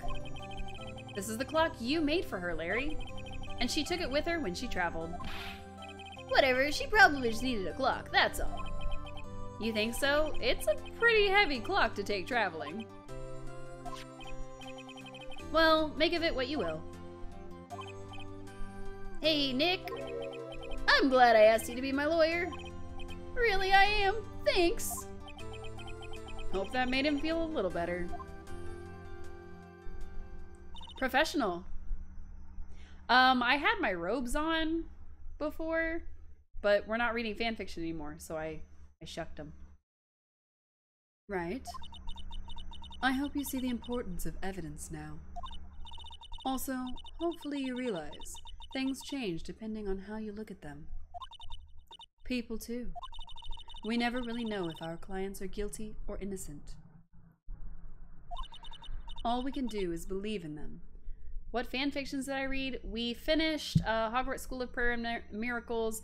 We finished, what's it called? The Sonic High School. We read a fanfiction that was... Basically, it was Danganronpa, but it was very, very short per chapter, and Bart and Lisa Simpson were both in it. And Bart died, and now somebody else lives with Lisa as her replacement brother. So that was fun. And then we got to the halfway mark of My Immortal. We made it to chapter 22, and then we said, you know what? No, we have to stop. We actually took a poll. There was a poll going, and we said, hey, you know, put it up for 5 minutes, whatever. Like, hey, do you want us to continue this fanfiction, read a different fanfiction, or just please, for the love of God, stop? And we got voted for the love of God, stop. So we stopped doing fanfiction. My Immortal is better than actual Harry Potter. I mean, I think I have a copy of Cursed Child. We could read that next time. It's basically Harry Potter fanfiction. I could just read it out of the book. That would be fun. So we did switch over to Ace Attorney. This is the first case. We just beat it. We proved our friend Larry Butt's innocent. He didn't kill his ex-girlfriend, although he just considers her his girlfriend because he doesn't understand being broken up with. So our boss is giving us good advice right now. All we can do is believe in them. And in order to believe in them, you have to believe in yourself. Right. Listen, learn, grow strong. Never let go of what you believe in. Never. And for anybody wondering, this is not an actual monster. I know it looks like one, and this is what is powering us this evening. But Monster now makes alcohol. They now make alcoholic beverages. And it sure tastes like a monster, but it does not have the caffeine in it or any of that. It's just flavored like it, and then it has booze. And I am so grateful that I got some freaking sleep in the last 24 hours. Because this would be a lot. Monster now worships the devil as well as makes alcohol. We need to cancel Monster in the name of God. So funny you should mention canceling people and worshiping the devil and all that. So we finished up Hogwarts Prayer School and Miracles, which told us that Voldemort was really just a Redditor who was being super anti-Christian atheist as a joke. And now we've burned down the place. I don't know. I guess we're on fire. So the ending of that game was the fact that, that fanfiction, the ending was that Voldemort was just a guy with a Reddit account, and all of the children were commanded to pray him into believing. It was a lot. It was a lot. Anyway, Mia says never let go of what you believe in. Alright. Well, I think our work here is done. Shall we be off? Yeah, I guess so. Say, how about dinner? On me. We'll drink a toast to innocent butts. Yeah! Oh, speaking of Harry. What does that say?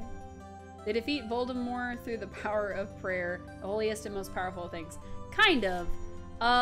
It was actually more of a, they defeat Voldemort because he was like, bro, it was supposed to be taken as a joke. Like, why do you even take it seriously? And they were like, no, you're actually against Christians, and we're gonna pray that you become a Christian.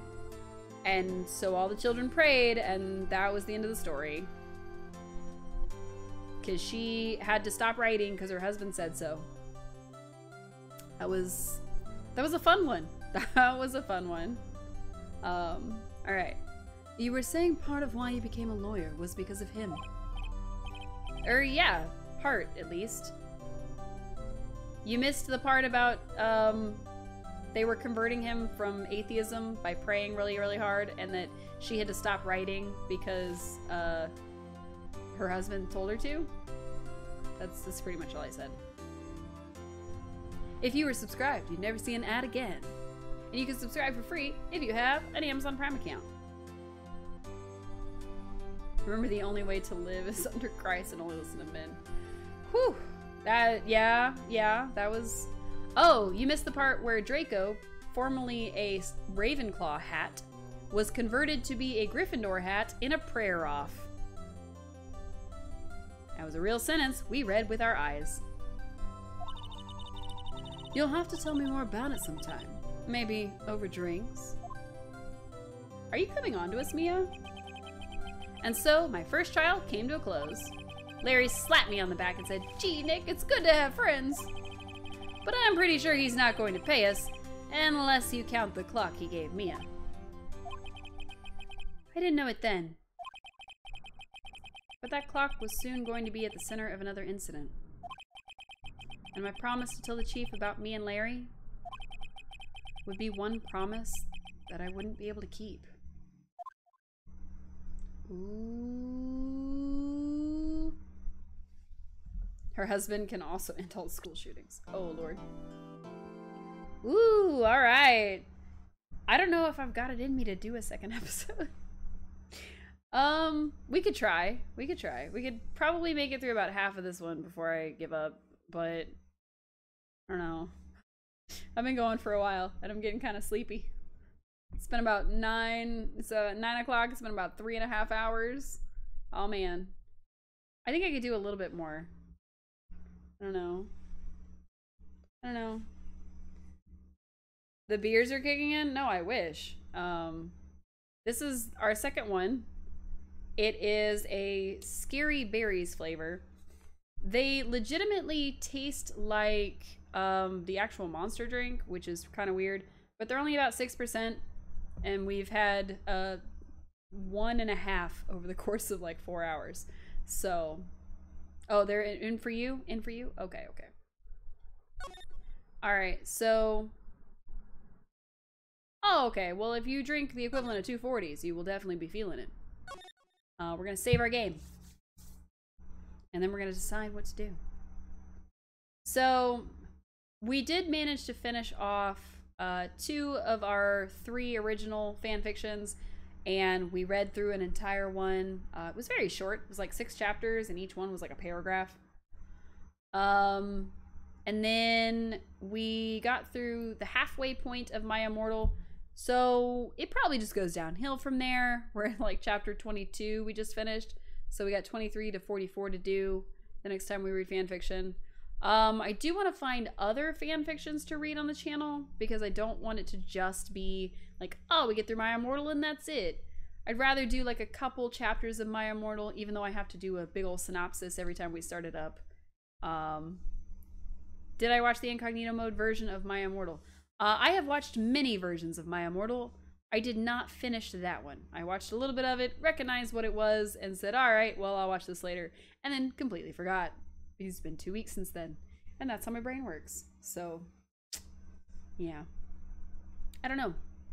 I'm still trying to decide if we're gonna go for another round, or if we're going to just switch to like rating somebody or what.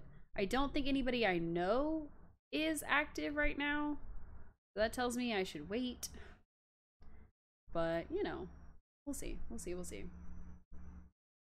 Do we want to start another one, or do we want to start this fresh, say like next weekend? You want to do one more case? Okay. Ghibli admits at the end they said fuck it and didn't do the more stupid stuff with My Immortal. Oh, okay, that's fair. We want to do another case? Okay. Alright. Bring. At least we don't have to voice act that too much. Hello? This is Maya. I gotta give her some kind of little girl voice. Hang on. Hello, this is Maya. Tom Rifle love story made no sense. Hey Maya, it's me. Mia, what's up? You haven't called in a while. Sorry, I've been so busy. How have you been? Well, lonely, and it's your fault. Nah, I'm just teasing. I've been great. I'm finally getting used to having my own place. That's good to hear. Actually, I'm calling because I have a favor to ask. I know. You want me to hold evidence for you? Sharp as always. There's a lot of buzz about the upcoming trial. I just don't feel safe keeping the evidence here. I gotcha. So, what is it this time? It's a clock. A clock? Yeah, it's made to look like that statue, the Thinker, and it tells you the time. I thought you might like it. You always liked toys. Hey, I'm not a little girl anymore, sis. Now. You know I'm only teasing.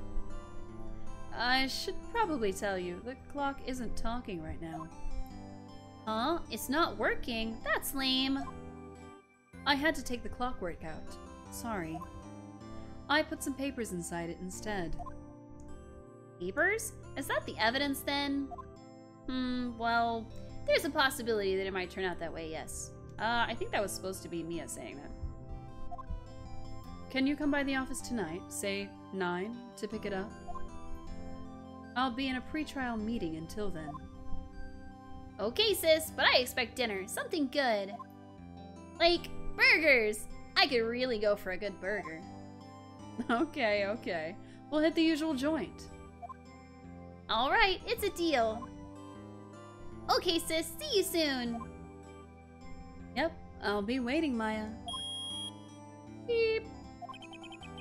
Conversation recorded September 5, 9:27 a.m.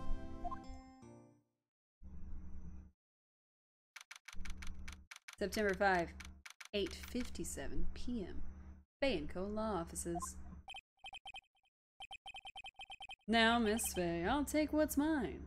The papers. I'm sorry, but I can't give you what I don't have. Miss Faye, you're a poor liar. Why, I see it right over there. That must be the thinker that swallowed those papers. Ooh, excuse me. How could you know? Oh, you're not cogniferous of my background. Gathering information is my business, you see. I should have been more careful. Oh, my dear Miss Faye, I am so very sorry. But I am afraid I must ask you for one more thing. Your eternal silence. Farewell, Miss Faye.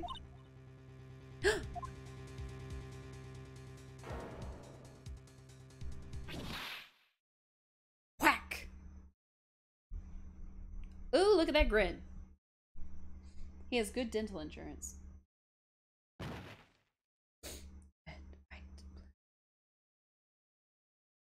I don't know what difference that makes. Alright. Alright. Uh-oh, I'm late. Huh? That's strange. Guess the chief left without me. She said her sister was coming over, so she'd all go out for dinner. What's that smell? What? You shouldn't be able to smell blood. Just FYI, if you can smell blood, that's a lot of blood. Like, that's like a lot of freaking blood. If you can smell it, that's like a ton of freaking blood. So, he's saying that her blood is all over the place. Mia! Maybe she's in her office. Move, I guess. Office. Yeah. That smell. Blood. Sob. Sis. Someone's there. Chief? Chief? Chief!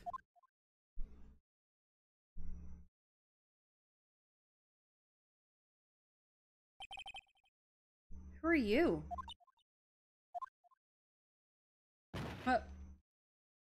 Well, she fainted. You're trying to remember who Focus really is and you're bad at remembering usernames? That's okay. You don't need to know. You know them, but you don't need to know, I guess. The strange girl dropped out cold. I left her lying on the office sofa. I went back to the chief where she lay under the window. Wow. How's that for a cosplay? This dude like dead Mia. Your worst nightmare. Bruh. Her body is still warm. I could feel it when I held her shoulder. Then, all too quickly, it began to fade. Until finally, she was cold. Mia cosplay is a good idea? I mean, I'll see what I can do. She wears some sort of like corset with a jacket on it. I'm sure I could fake something together. I just need her little necklace and her hair. I mean, I could just wear my hair. It'd be alright. Alright, let's see. This is down. What do we got? Some shards of glass are scattered on the floor. They seem to be the remains of a glass light stand. Alright. We have lots of things that we can check. No clues here. I was going for this part. The chief's chair. A simple, functional design. Feels pretty good to sit in, too. The person who's also subscribed to me, if I recall correctly, I'm pretty sure you're not Colin. Oh, okay. Oh, they're just talking to each other instead of paying attention to the murder. The murder, Ronnie. The murder. It's encrusted with dried blood. How ironic that this became the murder weapon. Oh no, she be dead. She been real dead. We saw her get whacked. Alright, what we got? There's a large building right across from the office. The Gatewater Hotel, a nice, luxurious place. Alright, I'm trying to save her for last, so we're trying to, like, get all around here, see if we can see. Thought maybe there was something with her files, but they're all normal. I guess the chief is it. Okay. Chief. Chief. It's hard seeing her like this, but if there are any clues here, she was struck on the head with a blunt object. She probably died instantly. Thinker. Lying next to her must have been the murder weapon. What if the murder weapon was really the bullet that killed JFK back and to the left? We saw him kill her! Just like with the first murder, we saw it happen. I mean, we as Phoenix Wright didn't see it, but we as the audience see it. There's some glass shards near the chief's body. Or did you? We did! We saw it together. Must be pieces of glass light stand lying broken in the back of the room. We already got those, but okay. Nothing else that seems like a clue here. A piece of paper! It must have fallen from Mia's hand. Larry Butt's creation has killed 2 women. I know, right? King of the Sims. What could it be? Whoa, a piece of paper. I clearly clicked on the piece of paper. A word is written in blood on the scrap of paper. Maya? Did Mia write this? This piece of paper is a receipt from a department store, dated yesterday. Receipt added to the court record. I think that's enough snooping around for now.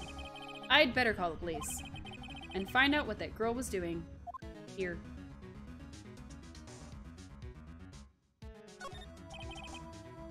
I have to, for Mia's sake. Looks like she was hit in the head with a blunt object. She probably died instantly. Okay. Can I look around the room? That girl just now. Where'd she go? I put her right there on the sofa. I was trying to move around the office, but I guess this works too. Uh-oh, I hope she didn't run on me. Yipes! Don't scare me like that. Excuse me, but who are you? It's okay, I work here. Maya. Maya Fey. Maya Fey? Maya? So Mia was writing this girl's name? Maybe I should show her the receipt? I never thought there'd be a use for evidence like this outside the courtroom. It's only my 2nd court case.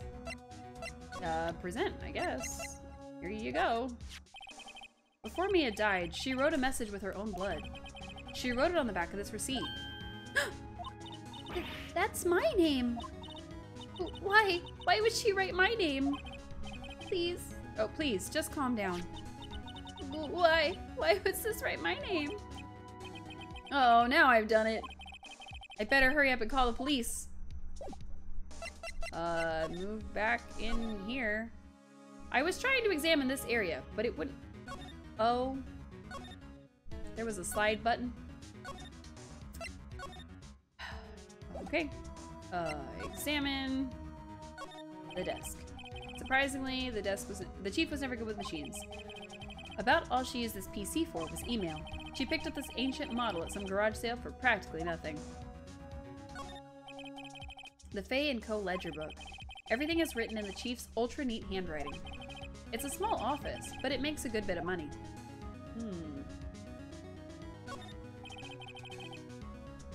A perfectly normal office desk. The chief had a very particular policy about office decor. Spend big on stuff the clients use, but keep your own stuff simple. All the chief's important documents are packed in here. This is where she filed her case records and recent rulings. Okay. I don't want to click on the phone just yet. Let's see if there's anything else we can find. Anything at all. Nope. Okay, call the cops. Right, I better call the police. Huh? That's funny. A few of the screws on the receiver are missing. It looks like someone was halfway through taking it apart. Police! Please, come quick! Oh wait, that's a person. What was that? Someone screaming from outside the window? Oh! She's staring right at me. She's holding a phone in her hand. Probably calling the police. Phone receiver's missing a few screws. Better not use it. Why not? Okay. Now what?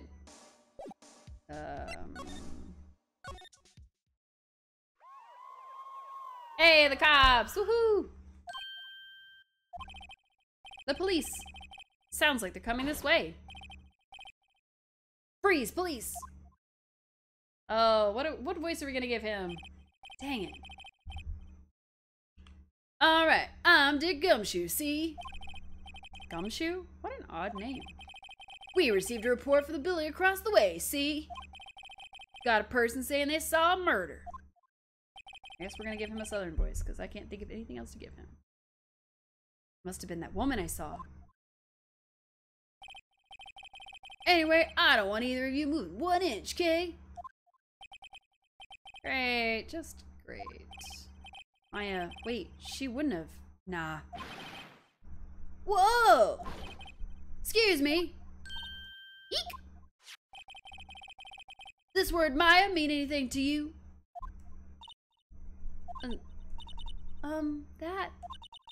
That's my name. What? Victim drew this here note in her own blood, see? With her dying breath, she wrote down the killer's name. Killer? I'm not. Case closed. You're coming down to the precinct, ma'am. What? I don't know.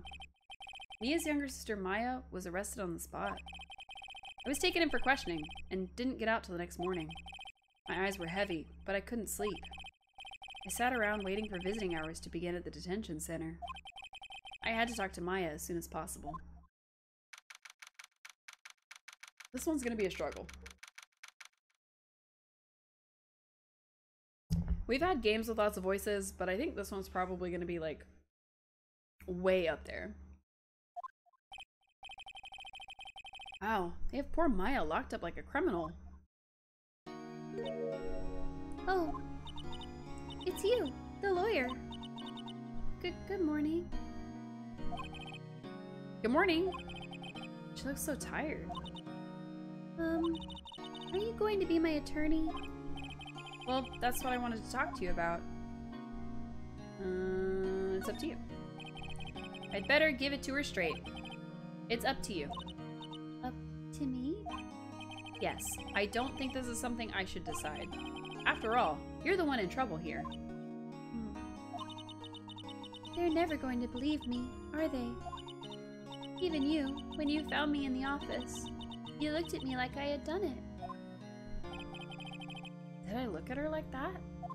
We did do it. No, I never thought. It's okay, I understand. And I've also heard about you. Heard? Heard what about me? I have one question about this game. Can you scream objection at any point during the game? Like the OG, just for the lulz? I think technically yes, but you have to like present something to be able to scream objection. And I don't know if the game just like lets you scream it for nothing. I was talking to my sister on the phone the other day. We had given her a different kind of voice originally. I was talking to my sister on the phone the other day. Trying to give her like more of a little kid voice. Today was my junior partner's first time in court. Wow, really? How'd that go? It was quite the scene. Honestly, I was on edge the whole time. It's been a while. Ha! So you crashed and burned? He's a genius. One of those strike fear into the heart of evil types. The only thing he's lacking is experience. Huh, sounds like it was fun. Well, I know who to go to if I ever get into trouble now. I don't know, Maya. I think you might want to wait. Give him 3 more years. That is, unless you want to be found guilty. Oh, she said that about us? Ouch. That's what she said. I'm sorry. I didn't mean to insult you. No, it's okay. It's true, I guess. But at the same time, I can't just sit by and watch. When I think of the person who did this to Mia... I know. Tell me about yourself. There's been something I've been wanting to ask you. Yes? What's with that outfit? Oh, this? This is what all acolytes wear. It's my uniform, you could say. Acolytes? Like, people in religious training? What is it you do? Oh, it's nothing strange, really. I am a spirit medium. In training. A spirit medium! I'm pretty sure that qualifies as strange. The day of the crime. Could you tell me about the day of the murder? Yes. Let's see, that morning, I got a call from my sister. She wanted me to hold on to a piece of evidence for an upcoming trial. Evidence? Yes, that clock shaped like the thinker. One Larry made. How could that have been evidence in a case? Right. She said something about that. I remember. Do you want to hear it in her own voice? Her own voice? Yes. I'm pretty sure our conversation is on my cell phone. You recorded it. Yeah, I forgot how to delete those things. Where's your cell phone? So you say you have a conversation with your sister on your cell phone? Let's hear it. Right. Oh, I just remembered that detective took my cell phone. Sorry. Oh, right, of course. Next time I see Detective Gumshoe, I'll ask him for it. I'll write you a note so you don't forget, okay? Sure, thanks. Maya's memo. Added to the court record. Alright, spirit mediums. So you're an acolyte, or medium in training. That's right. The Fae family, especially the women, have always been very sensitive to the spirit world. Wait a second, you said the Fae family. So, Mia was into this stuff too? Of course. She left the mountain to follow her career, she said. Her powers were first class, too. I had no idea. Wait. What? So you're a real honest to goodness spirit medium? With ESP and all that? Yes, in training. Well, can't you contact Mia's spirit then? You can just ask her who killed her. I am sorry. I am still in training. I couldn't do something on that level. I thought that would be too easy. Huh? Something the matter? I was wondering, could I ask you a favor? This is the address of a famous lawyer. My sister gave me this a long time ago. She said if I was ever in trouble, I should call him. And, well, I'm in trouble. Do you think you could go ask him to represent me? Yeah. Sure, why not? I'll go ask him. Thank you so much. I have no one else to turn to. Say, what about your parents? I see. Don't worry, leave it to me. Thank you. The trial's tomorrow at 10. What? Tomorrow? Tomorrow. What if this guy refuses?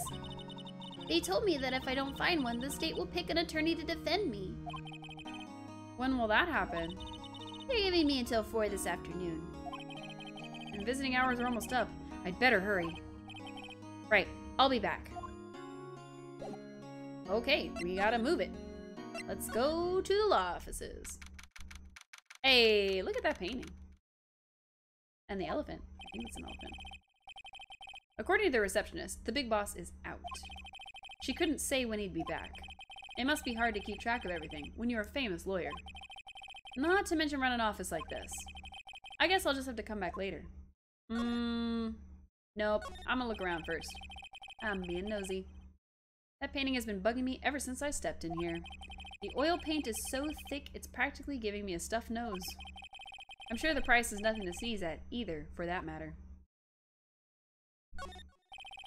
Expensive-looking mahogany bookshelves filled with expensive-looking books. Funny. They don't look like they've ever been read. That is kind of funny. Giant desk. A solid mahogany desk. The wood's been polished to a deep luster. How about this chair? That. A table for clients. An elegant ebony case, and if I'm not mistaken, that lighter is made of solid gold. Smoking. Even I can tell someone here has got money to burn. An expensive potted plant. No idea what kind of plant it is, but it's probably the most expensive one available. I mean, okay. I guess we won't stay here. Well, heck, what are we supposed to do? I guess we could try to get her phone. The office is filled with police officers. They're all busily searching for clues. Hey, you there! This is a crime scene, pal. No trespassing. Sorry. Don't I know you from somewhere? Wait, you're that Butts guy, aren't you? No, Phoenix Wright. How could anyone mistake me for Larry? I guess I got the wrong name, Mr. Wright. Sorry about that. That Butts guy, he was a killer, and you're no killer, right? He was proven innocent. Right, and you were Detective Gumshoe. Gumshoe, wasn't it? Dick Gumshoe? Right, at your service. Hang on, that's Detective Gumshoe to you, pal. That's what I said. Anyway, get the name right. And don't go calling me Dick. Hey, Dick, get over here. Yes, sir. Be right there. I don't know what voice to give him.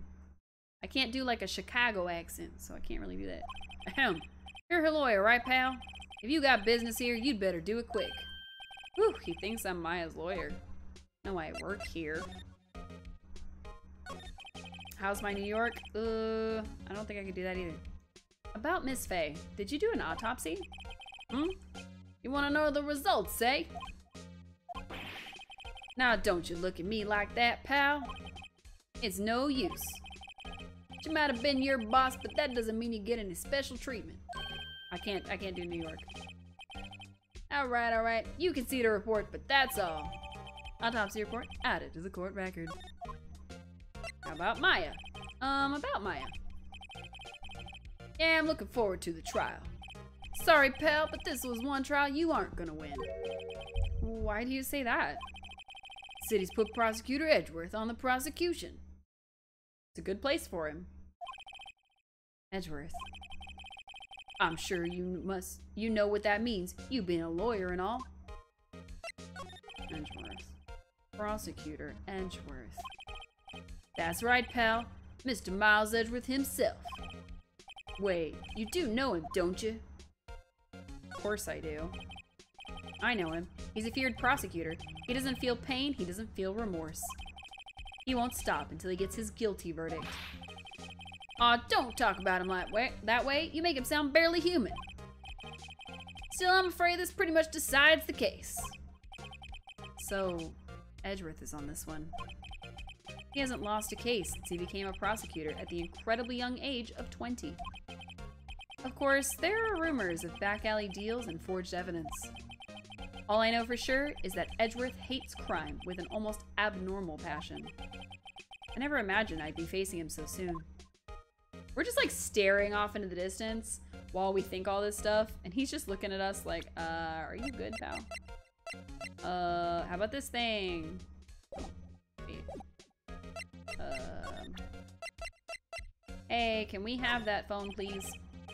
I was wondering, did you see Maya Faye's cell phone? Oh, that? I have it. Do you think you could give it back?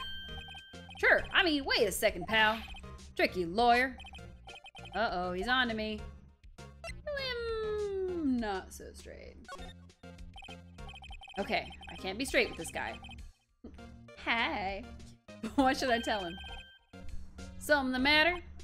Oh, no, that carrying strap on the cell phone. This, it says the Steel Samurai War of Neo Tokyo. The Steel Samurai, that action hero on TV? Yeah, you see that strap is a collector's item. She was worried it might get lost if it went down to the precinct. That what she said? Yes. Okay, pal. I wrote down all the numbers she called anyway. Here you go. Seems he didn't notice the recorded conversation. Back before you could password protect your phone, I guess. Yes. Check the court record to hear the conversation. I guess I've asked all the questions I need to. You all done, pal? Yes, thank you. I'll be heading out now. Oh, wait. One more thing I wanted to mention to you. I don't suppose you're planning on talking to that witness. Anyway, you'd better not. No influencing the witness with your lawyerly ways, pal. Come to think of it, I had completely forgotten about her. Me too. The witness? Yeah, Miss April May.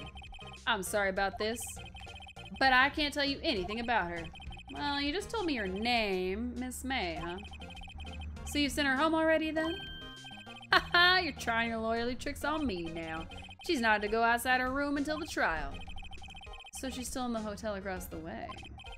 I guess I should know better than to try to get a detective to leak information. You got that right, pal. Time to pay a visit to Miss May. Alright, let's go see her in the Gatewater Hotel. I don't know how we managed to find her hotel room. I guess we just guessed based on where our hotel, or our building is, but okay. Well, hello there, handsome. Hi. This is smooth, right? Real smooth. You're the lawyer, aren't you? The detective told me. He said don't say nothing to that lawyer, pal. Tee-hee. Memo to self. Thank Detective Gumshoe for making my job harder. Gee, this is all like something out of a movie.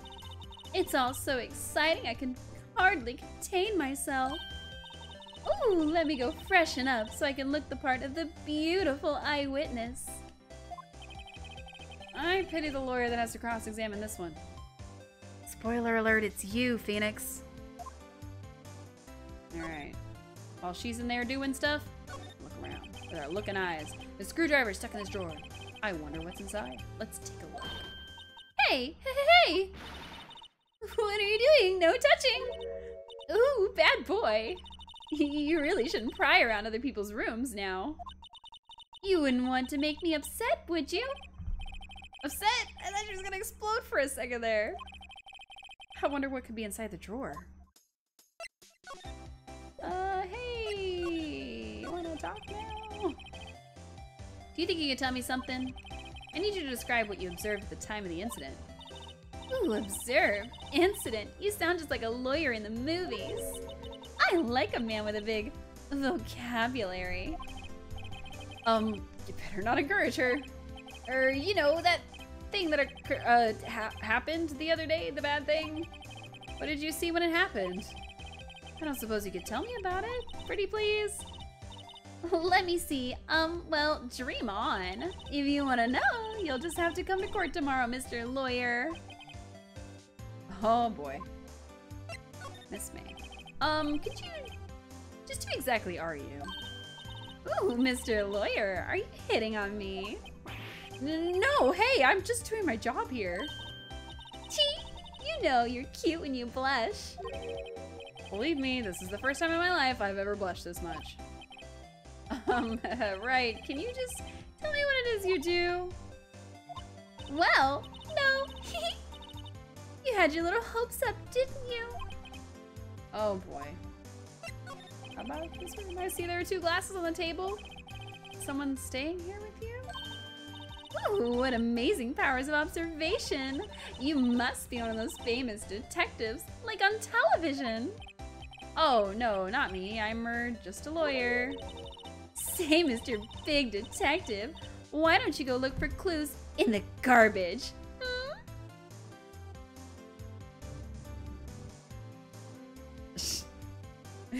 I like how they didn't even try to give her a pun, they just gave her stripper name instead. I mean, yeah, April May. Miss May doesn't like nosy little lawyers. Yeah, I mean, I said we'd probably get about halfway through it, because that's probably all they had the energy for. But we were asked to start the next case, so we're trying to make it through as much as we can. Oh boy. Alright. Can I look around the room at all? Wait, summer sunlight streaks through the window. There's a lot of fan lock. Thay & Co. Law Offices building, of course. You can see the inside of the room pretty clearly from here. I think it would be a little difficult to recognize a face from this distance, though. Okay, sounds like an opinion, Phoenix. Can't do those. Ah, still scene painting. Wait, should that be still life? Whatever. One of those is hanging on the wall. Flowers are fake, as expected. I know sunflowers and tulips, but that's about the extent of my floral knowledge. Wow, uncultured swine. Alright, so we can't look in there because she's gonna yell at us again. Cough, cough. Maybe later. Alright. So we can't really talk to her. Hey! What is it? Did you meet the lawyer? Sorry. I haven't seen him yet. I see. I better go see if I can find this elite lawyer she's talking about. I was gonna give her her phone. Don't you want your phone? Hey, I got your cell phone back. Oh, say, can I listen to my sister's voice? Yeah, absolutely. Maya's eyes closed. She listened to every word with such intensity. Before long, tears began to roll down her cheeks. Oh. Thank you. Well, I didn't mean to bum her out. Dang. Alright. Back to the lawyer's office. Seems like Mr. Grossberg is out. Well, maybe I should wait for him here. Ahem. That wasn't the most over-the-top clearing of the throat I've ever heard. Ha ha ha. So you're the one they say has been looking for me. Yes, that's me. He looks even grander than I imagined. That badge on your collar. Ah, so you're a lawyer, are you now? Yes, well, yes. And what do you want? I'm not particularly busy these days. Please proceed. Not busy? Then how come no one can get in touch with you? Something the matter? You came to see the one and only Marvin Grossberg, did you not? Well, here I am, boy. What do you want? Out with it. Well, sir, actually, it's about Maya Fey. Yes, Maya Fey. Go on. Why the strange reaction? Cha-cha-cha. I'm really quite busy here, son. I can't go taking cases on a day's notice? No, quite impossible. Wait a second. How did you know the trial was tomorrow? Anyway, I'm afraid it's entirely impossible for me to represent her. Sorry, end of discussion. What's going on? He refused me before I even got a chance to ask him. What do I tell Maya? Excuse me, sir. How can you just refuse like that? Please, tell me why you won't take the case. Well, you see, it's just I'm busy, you see. But the client is Mia Fey's sister. Mia trusted you. She knew her sister would be in good hands. Yes, of course. I know that. However, I'm sorry, but I must refuse. Sorry, goodbye.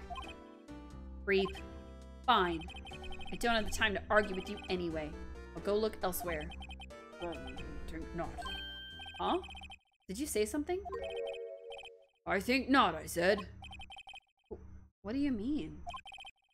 I'm terribly, terribly sorry. But I'm afraid that no lawyer worth their salt would take on this particular case. Terribly sorry, my boy. Why? I cannot say. I beg your pardon, but could you leave now? I've nothing more to discuss with you. What's going on here? What about Mia? How did you know Mia Fey? She worked here a long time ago. Quite the apprentice, that one. Learned my techniques in the blink of an eye. She left one day quite suddenly. She had a mission, you see. A mission? You could see it in her eyes. She followed it with a burning passion. Never looked back, that one. That's quite a painting. Aha, you noticed! It's my pride and joy. Impressive, isn't it? Well, isn't it? The color of the sky, the hue of the sea, the weave of the straw hat. It's worth at least 3 million. I have no intention of parting with it, of course. No, I won't sell it. Not even to you. I wasn't interested. It's not for sale. I'm not buying. Oh, sorry, that's me. I'm not buying. Jeez. All Alright. Okay, so this guy won't take us, and he said nobody else will take her. Just, okay, guess it's up to us. Hiya. Oh, you're back! Did you find the lawyer? Well, what do I tell her? Well, see, let's be honest. I really don't think you should use that guy. He didn't seem healthy. He was all skin and bones. What really happened? You don't mean you refused to help?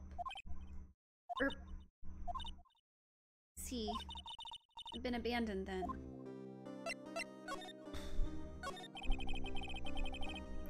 Could you tell me about the day of the murder? Sorry, I know it must be hard. No, it's okay. All I've been doing the last few hours is talking about it. I've kind of gotten used to it. Let's see, that morning I got a call from my sister. She wanted me to hold on to a piece of evidence for an upcoming trial. That's the thinker clock that Larry made. It practically qualifies as a serial murderer by now. So then, when did you arrive at the office? It was right around 9. The lights were off and I could smell blood. Then I found her, my sister. Thanks, Maya. That's all I need to hear for now. What about your family? What about your family? I only had my sister. My father died when I was very young. And I don't know where my mother is. Don't know? So she could still be alive? What about your mama? The women in my family have been mediums for generations. They say a lot of spiritual power runs in our blood. About 15 years ago, our family was involved in an incident. There was a man and he ruined our mother's life. Ruined? After that, she disappeared. Several years after that, my sister announced she would become a lawyer and left the mountain. So you live by yourself? Yes, I've gotten used to it. Oh, also, I had to become independent, or I would lose my powers. I feel bad for her. All by herself, up on that mountain? So, who was this man who, ruined your mother? About 15 years ago, there was an unusual murder case. It made quite a stir. Everyone was talking about it, apparently. The police were running out of leads, and they were getting desperate. Wait, they didn't use a spirit medium, did they? The police convinced my mother to try to contact the victim. Wow, so what happened? The case was solved, we thought. You thought? The man my mother helped the police capture was innocent. The police's consultation with a medium had all been carried out in secret, of course. But a man found out about it and leaked it to the press. He told all the papers that my mother was a fraud, and the media jumped on it big time. My mother, became the laughingstock of the nation. I see. White. Excuse me? White? That was his name. My sister told me. White? Just a little longer now before the state-appointed lawyer comes, I guess. 4 p.m. Time's up. What should I do? Should I just leave her and go home? Nah, we're gonna take on the case. I've made up my mind. I'm going to defend you whether you want me to or not. Why? Why? Well, someone else is the culprit. You aren't the culprit. Someone else is. How do you know? I have a hunch. Given the evidence, it would be easy to assume that Maya was the killer. But there's something about this whole thing that smells fishy. That witness's strange behavior. Was that all an act? And the way that that lawyer refused to help out Maya. But more than all that, she has no one left to help her. Nothing is more sad or more lonely than that. I know. I've been there. A long, long time ago. Why did I become a lawyer in the first place? Because someone has to look out for the people who have no one on their side. Maya, I won't abandon you. You can count on me. That's so kind of you. And then she cried. Well, let's fight this one and get you out of here. Right, thank you. Whew, she smiled at last. She looks like an entirely different person. One last question. You are innocent, right? Yes. And I trust you. So you trust me too, okay? It's a deal. So what next? There's something that's been bugging me. Just what was inside that strange woman's drawer? Because when I tried to look in the drawer that she got all defensive, there has to be something in there. Alright. If that doesn't say go try to get into her drawer. Bah! Good afternoon, sir. Excuse me, you are? I beg your pardon, sir. I am the bellboy of this establishment, at your service, sir. Oh, right. I've just come up to deliver room service, sir. Do you know where Miss May might be? I believe our guest Miss May is currently using the, facilities. If you have no need of anything, I'll be taking my leave. Please stay as long as you like. Enjoy. Yeah. Wait, no, hey! Why does it seem like every time I come here, I end up embarrassing myself? Wait, now's my chance to snoop around a bit. Ah! I almost forgot. Ah! You came back quick! Let I ask you to inform Miss May there's a message for her. Please tell her that Mr. White of Blue Corp phoned. Oh, right, sure. Mr. White of Blue Corp? Where have I heard that name? Right. That was his name. My sister told me. Dun, dun, dun!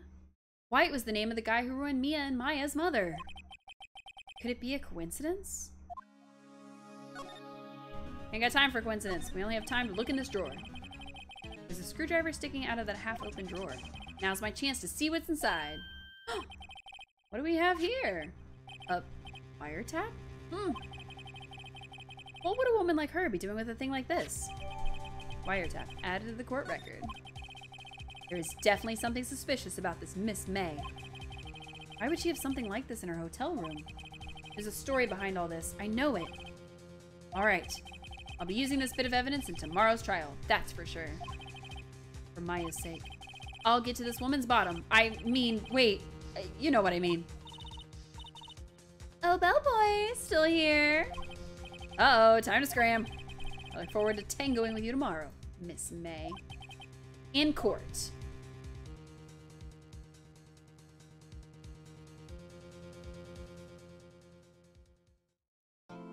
Do-do-do-do-do. Yes, save up to this point. Yes. All right.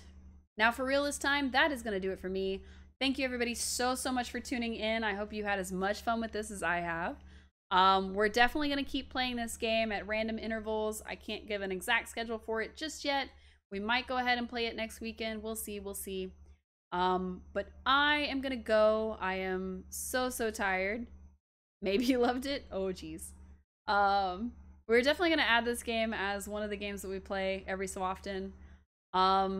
Next time, we'll go ahead and get through the rest of this trial all in one go. You definitely loved it. Nice. Glad to hear that. Glad to hear that. Hope you all had fun tonight.